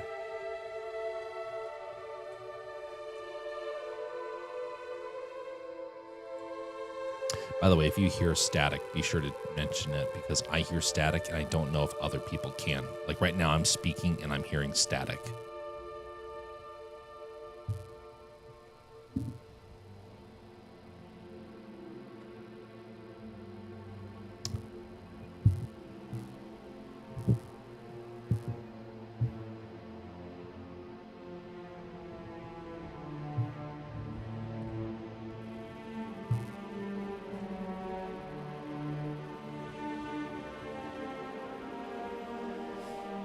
See if, no, still static. Let's try removing that. Does help? Oh, okay. Was that it? Huh. All right. Found the problem.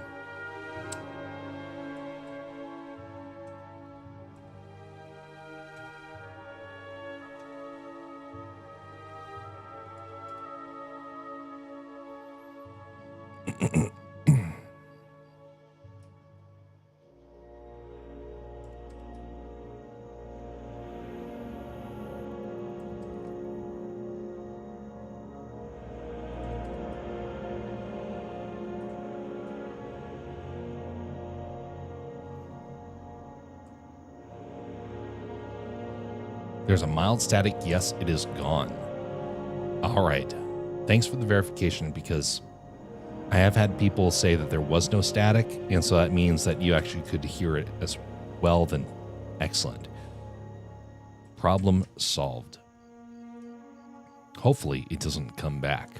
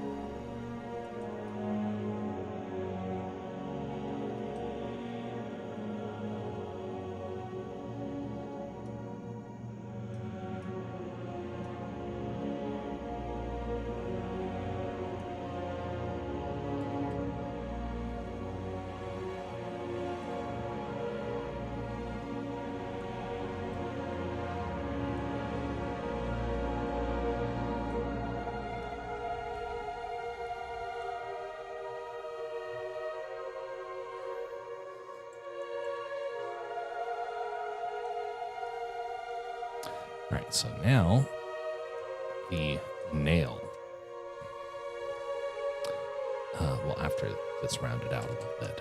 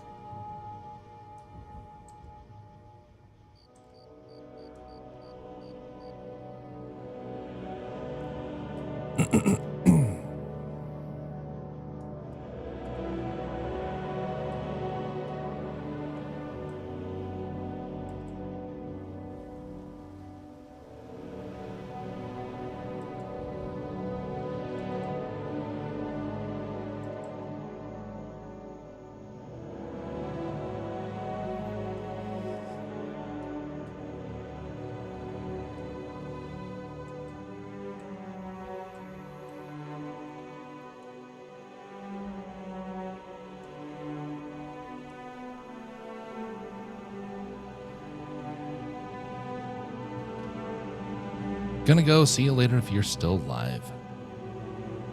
Have a pleasant time, Tashar. See you next time, whenever that is.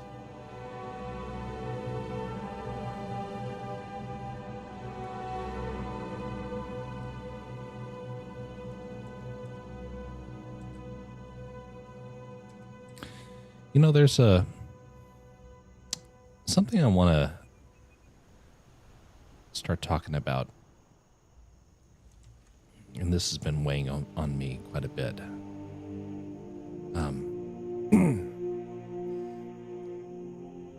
It has to do with values, how you live out values.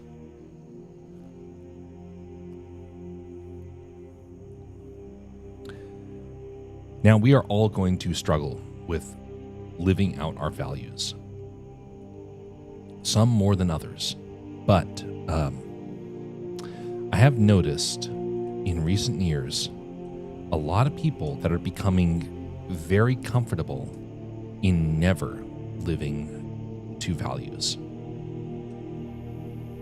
And I don't really understand why. Like, why is this such a hard thing for people to do? I like to think that if we believe in something, we are going to want to try and do better at it. Even if it takes a while, even if we don't get it right initially, we're going to keep striving to get there eventually. What happens when you come across someone who doesn't have values? And what's more, doesn't care that they don't have values? That's a frustrating thing, especially if you are somebody who does have strong values. And then you see somebody just shun values. What? And they don't even acknowledge that they exist. I read an area in scripture that actually talked about this. And it mentions that, well, first off, it mentions that sin is going to be, is going to happen regardless. And it is up to us to try and strive to overcome our sin. But there is something that it mentions about. There's people that not only sin, but approve of others that sin.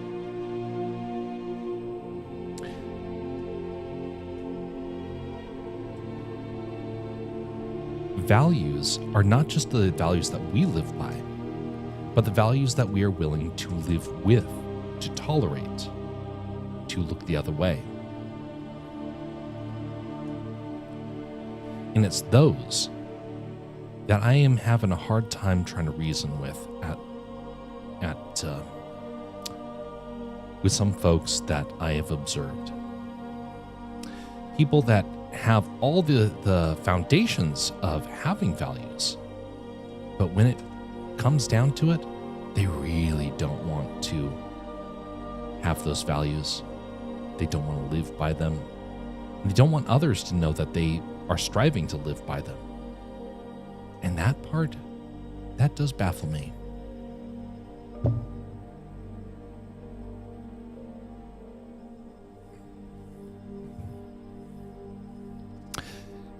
See, what I've noticed with this sort of situation is I will find somebody who is deeply passionate about something that they do.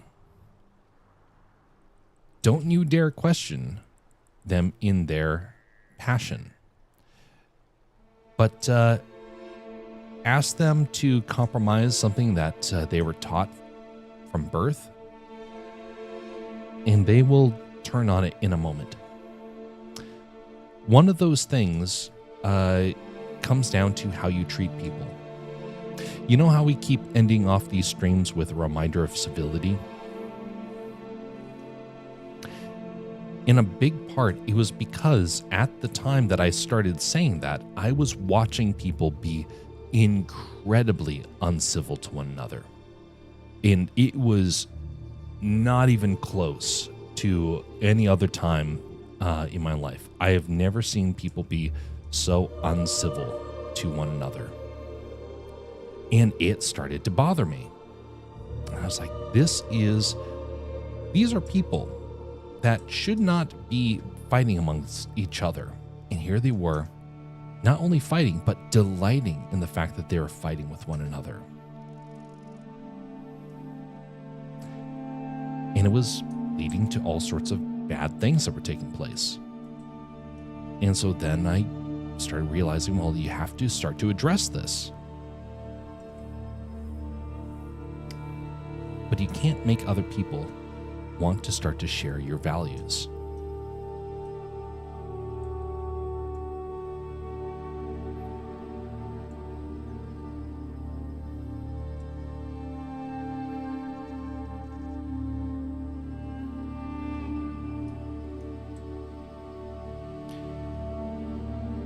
Well, there was one person who had a value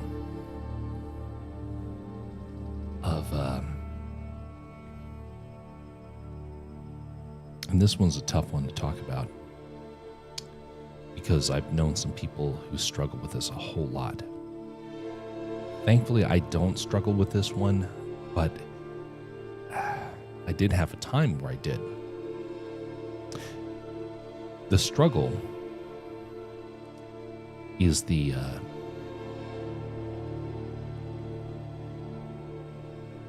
is hate.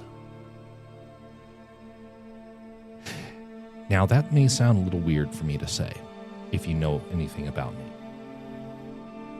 It's like, what? Hate? Here's the reason why. I've seen people bear an immense amount of hate to some people. It could be a series of friends. It could be an ideology.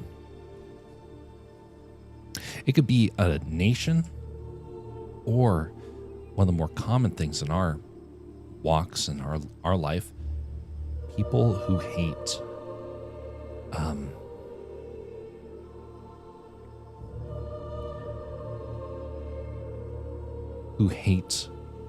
groups who remind them to be better.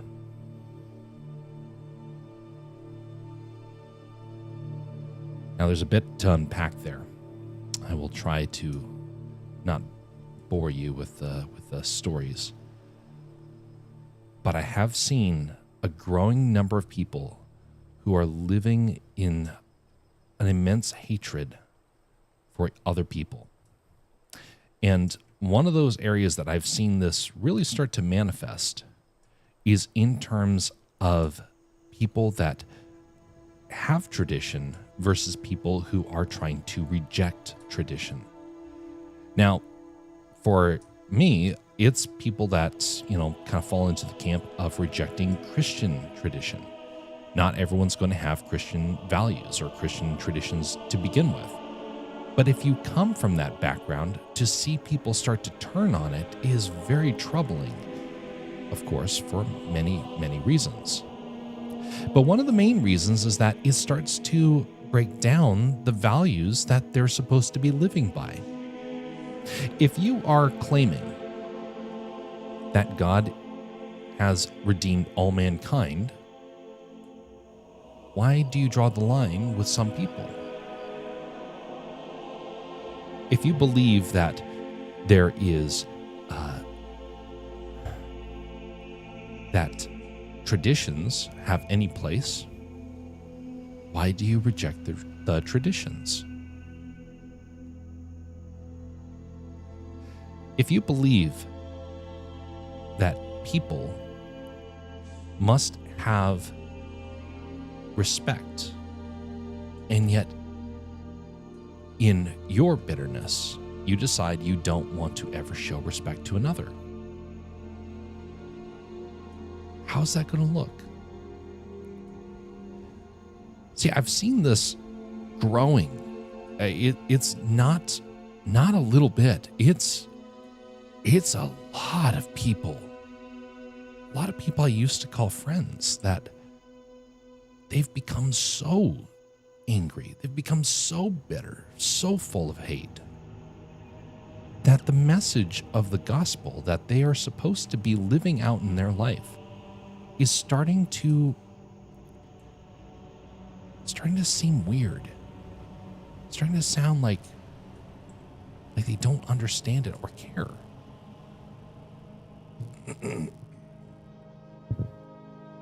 And as a result, well, it makes it tougher to try and help people understand truth.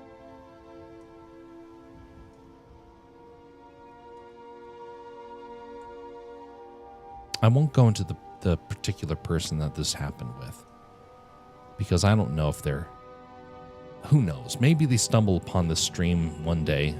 I don't want to call them out. And besides, I like to try and focus on the values rather than trying to tear people apart. Kind of like I can talk about, hey, you know what? Disney needs to correct. Why? Because that's a very specific situation. But if we as a people need to be corrected, then you know what? We kind of need general sort of analysis of that. We can't just say, hey, you know what? This Joe Schmo is messing up. Joe Schmo may correct. And it doesn't change the fact that the problem exists beyond that. So there's a person that I know who has, in recent years, come to espouse immense, well, not espouse, to like and share very hateful content, to the point of where I don't even want to be associated with them anymore, because what they are espousing is so hateful. And I look at it and think, do you not see how this stuff is coming to be reflected in your life?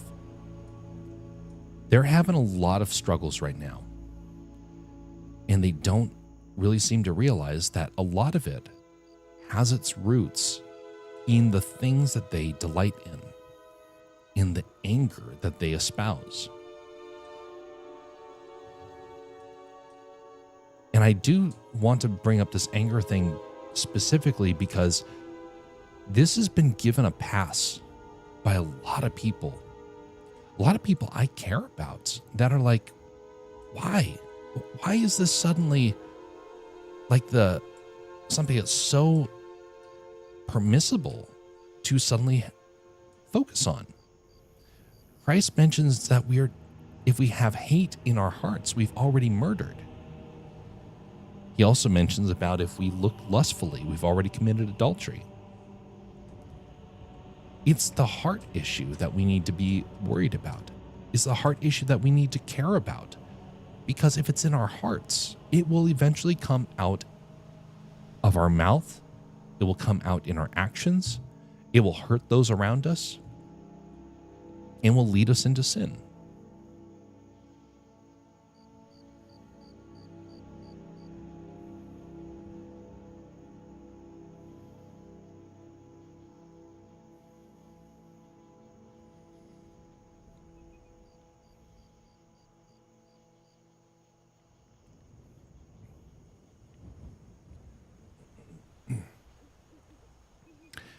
anger, hatred. It is so potent, so palatable right now. I find it in my own life. I'm so frustrated with things. I'm like, this is not the best way to be approaching this. Sure. Are there things in this world that are problematic? Yes, absolutely. Does it mean that everyone is deserving of rage? No. Yes, there are people we are supposed to be angry with, but it's primarily those that are living in sin. But we're not supposed to be trying to destroy them. We're not supposed to be trying to share anger and hatred with them. What we're trying to do is help people be better. To help them know that, hey, we are in this journey too, and we want you to be better. But how do you do that when somebody is so full of hate? And I know hate has become like this overly talked about subject. And honestly, I think a lot of the stuff that we view as hate isn't actually hate. I think it's a lot of people that want it to be on the level of hate, but in the end, it really isn't. Maybe it's the power cables causing this. A level of hate, though, that what I'm referring to is the type where it tears down and doesn't look for the redemption arc. If I came up and said, for example, everyone who is from the CCP needs to be sent to the gallows. Is that a redemption arc? No. Doesn't change the fact that what they've done has been horrendous. But it also doesn't give people that ability to heal, to become better. And that's what God wants us to become. Better. We weren't just placed on this earth to live in sin and die.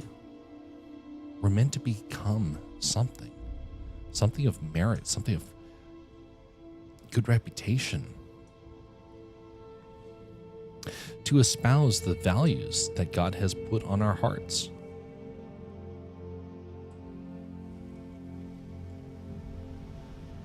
But if we deny that in others, will they not eventually deny it in us?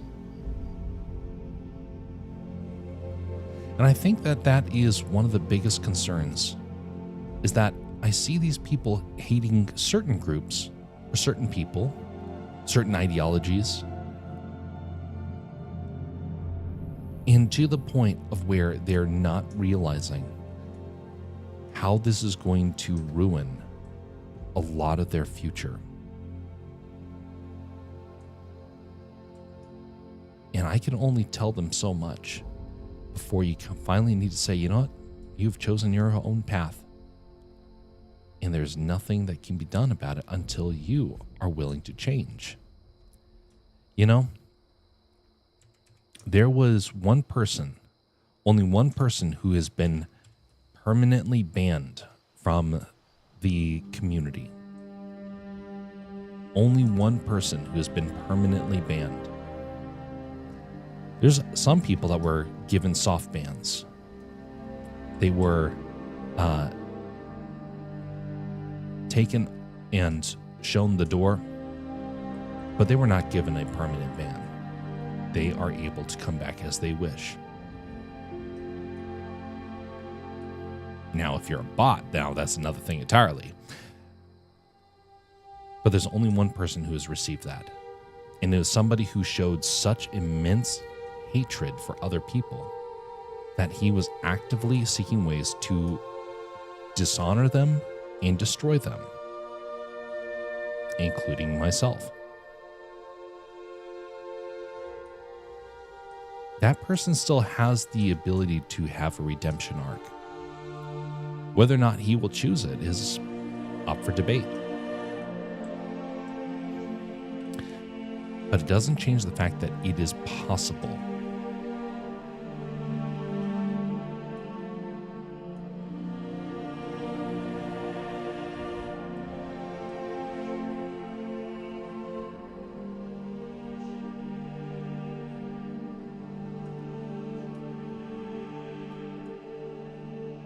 But if you cast aside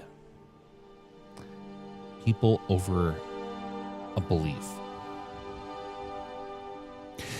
that has to happen too, because some beliefs cannot share really,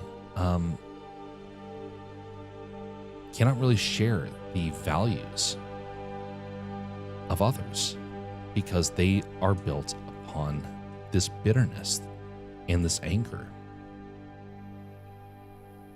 It's one of the reasons why I'm actually a bit frustrated with this war in Iran, because I'm seeing anger that is built up against an entire people. Is Iran guiltless? No. But I've never quite understood why there is so much hatred.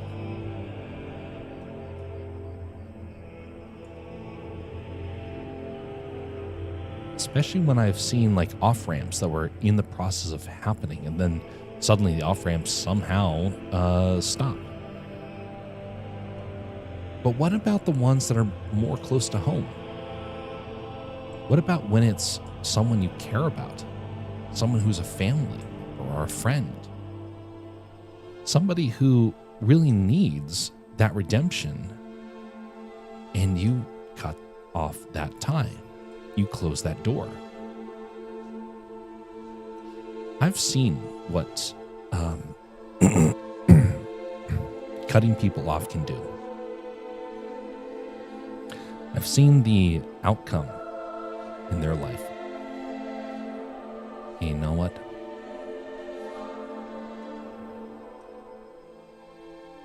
I think the people that seek vengeance over petty stuff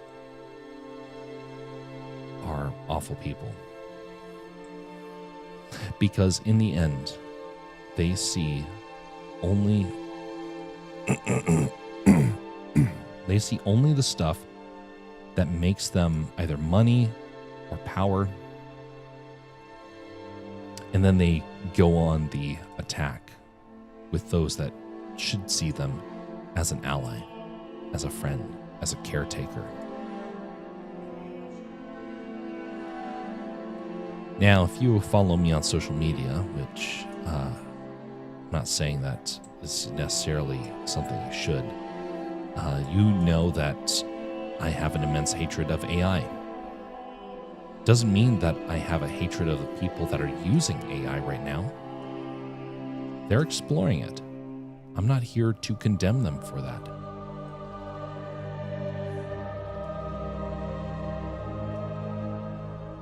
There's other things that I can't say about on stream that I have gotten very frustrated with in recent years, because I was a recipient of a lot of problems, and I know what it's like on that side, and it concerns me when I see other people going down the same path and potentially making life difficult for people in the same way some folks made life very difficult for me.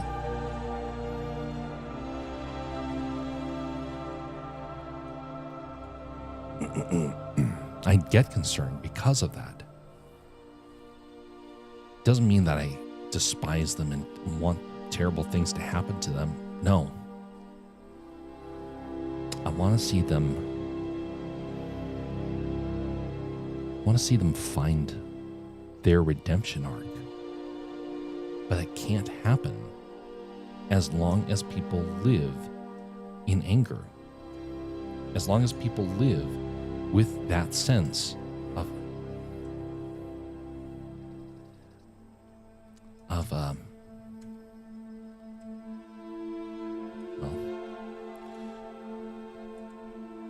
as long as they live with the desire to get vengeance. And I've seen it over a couple of things. Again, I can't mention those things, so you can find out about it on social media. I don't hide the stuff there. I only hide it on streams because some things I know are triggering, and I know it will probably set off some auto detector because of just how sensitive it is. But there's a couple of things where I have seen this stuff come into play, and I cannot overlook it.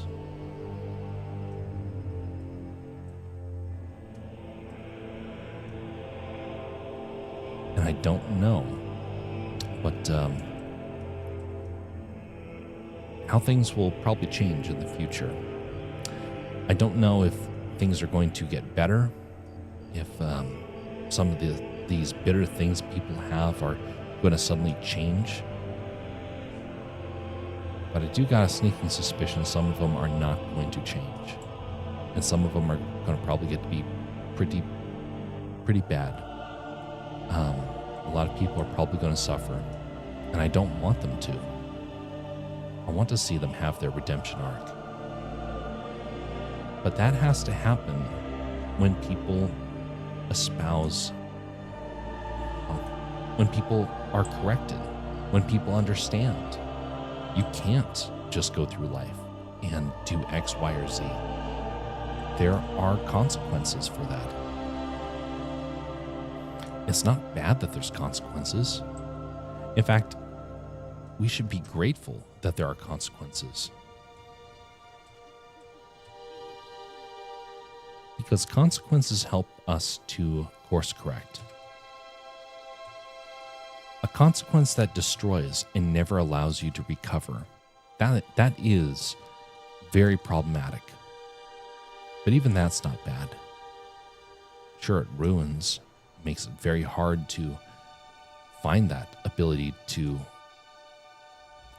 be better.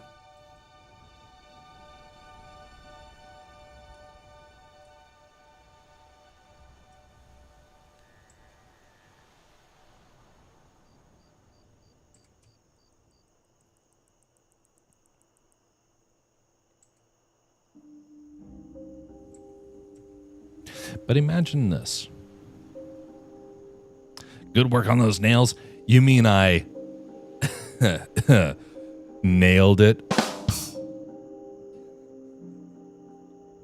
Much appreciated.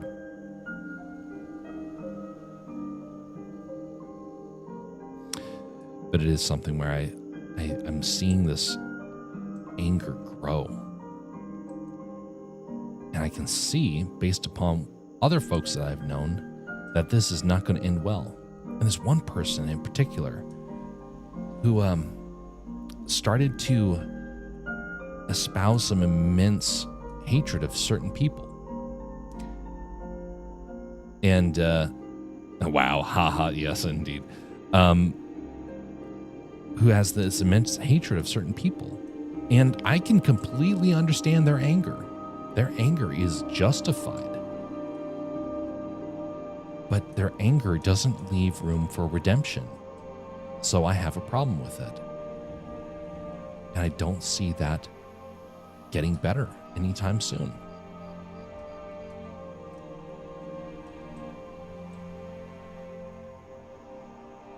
And that does trouble me.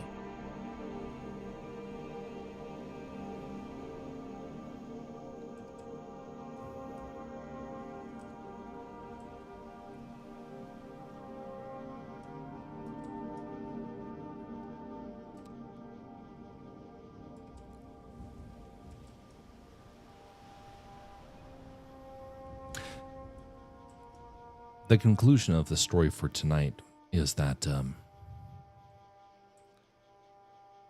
we all are works in progress.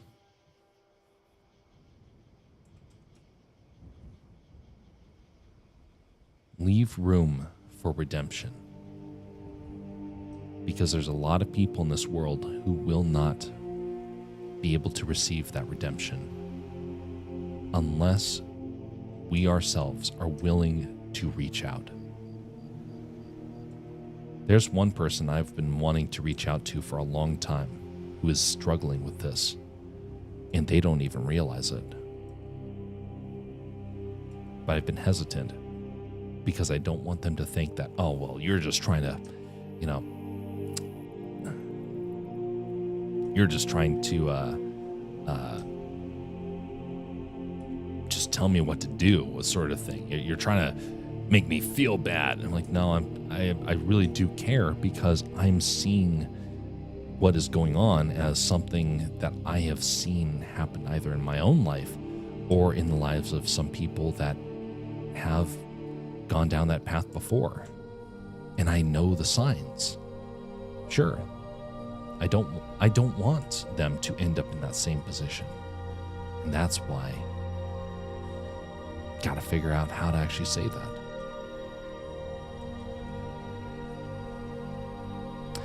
I'm so glad Splatoon characters don't have nails. I wish they didn't have feet too, though.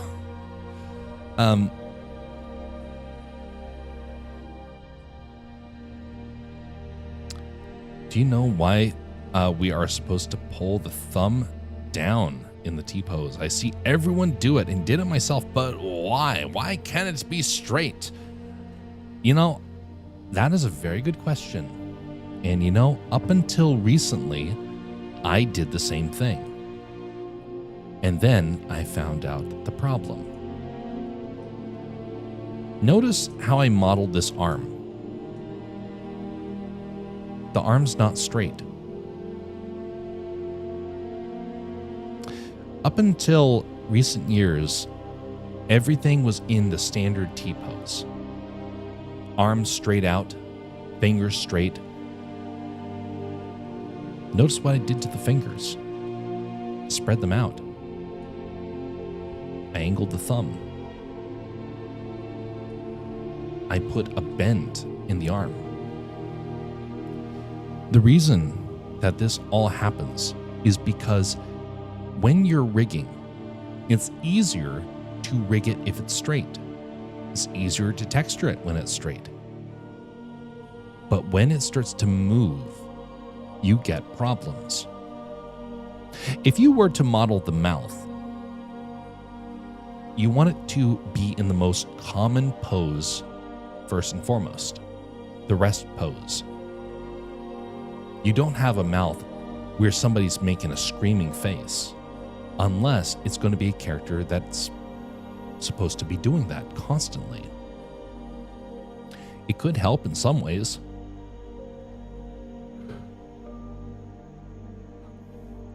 But the deformation that happens, that's going to be unnatural. You want things in a natural state. When your arm is a little bit relaxed, it has a natural bend, it has natural tensions that put it to a certain pose. And your hand is never straight. If it was like this, like, oh, look, it's straight, until you realize that the thumb is still, despite your hand being flat, your thumb is at about a 45-degree angle. It's so hard to get it not to be that. In fact, I don't think it's possible.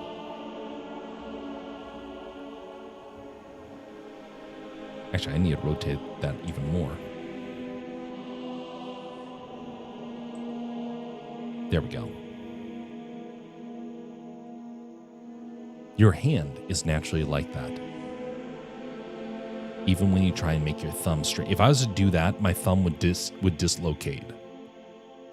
And so the only thing you can do to make it straight is to stick out your thumb like this. But even so, do that. And notice your thumb is not, the nail's not pointing up. That's why we do it like that. We go for natural first and foremost. Because we tried the T-pose and people had all sorts of problems with it. And after years and years of animators realizing this doesn't work, this doesn't feel natural, a lot of people are like, yep, let's just start modeling it so it is a bit more in that realistic perspective. And actually, we're going to need to call it a night. I need to go to bed here. And we've been going for 2 hours and 45 minutes. That's a fair amount. And we got a lot of progress. We got the muscles set up. We got the fingers modeled. And I got the hands, hand mostly figured out. I think we're going to call it there. By the way, folks, if you are on one of the platforms that has the ability to like or comment, would you consider doing that? You don't have to, but it does help me know if you're flesh and blood. If you liked what you saw around here or the stories that you heard, things like that, give a thumbs up. And if you didn't like it, give it a thumbs down. I am fine with that. It means you're flesh and blood. And by the way, just the side thing, just a reminder, if you want to see the artwork that I post every now and again, you can find that on X or on Instagram under Alaska Man Jeff. And so if you want to see that stuff, fine. If you don't, no need to clog up your feed. It's not like I post a whole lot anyway. But anyway, that's all I have to say for today. Until next time, folks, have a very pleasant evening or morning wherever you are. Just a reminder, regardless of the things that happen to us in this life, regardless of the bitterness that we can end up forming, let us rise above it and be civil to one another and share that civility with someone you know this week. Until next time, folks. Oh, by the way, the reason why I said somebody you know, because if there's any amount of bitterness, that means you probably know them. And yes, even those people need to be shown civility.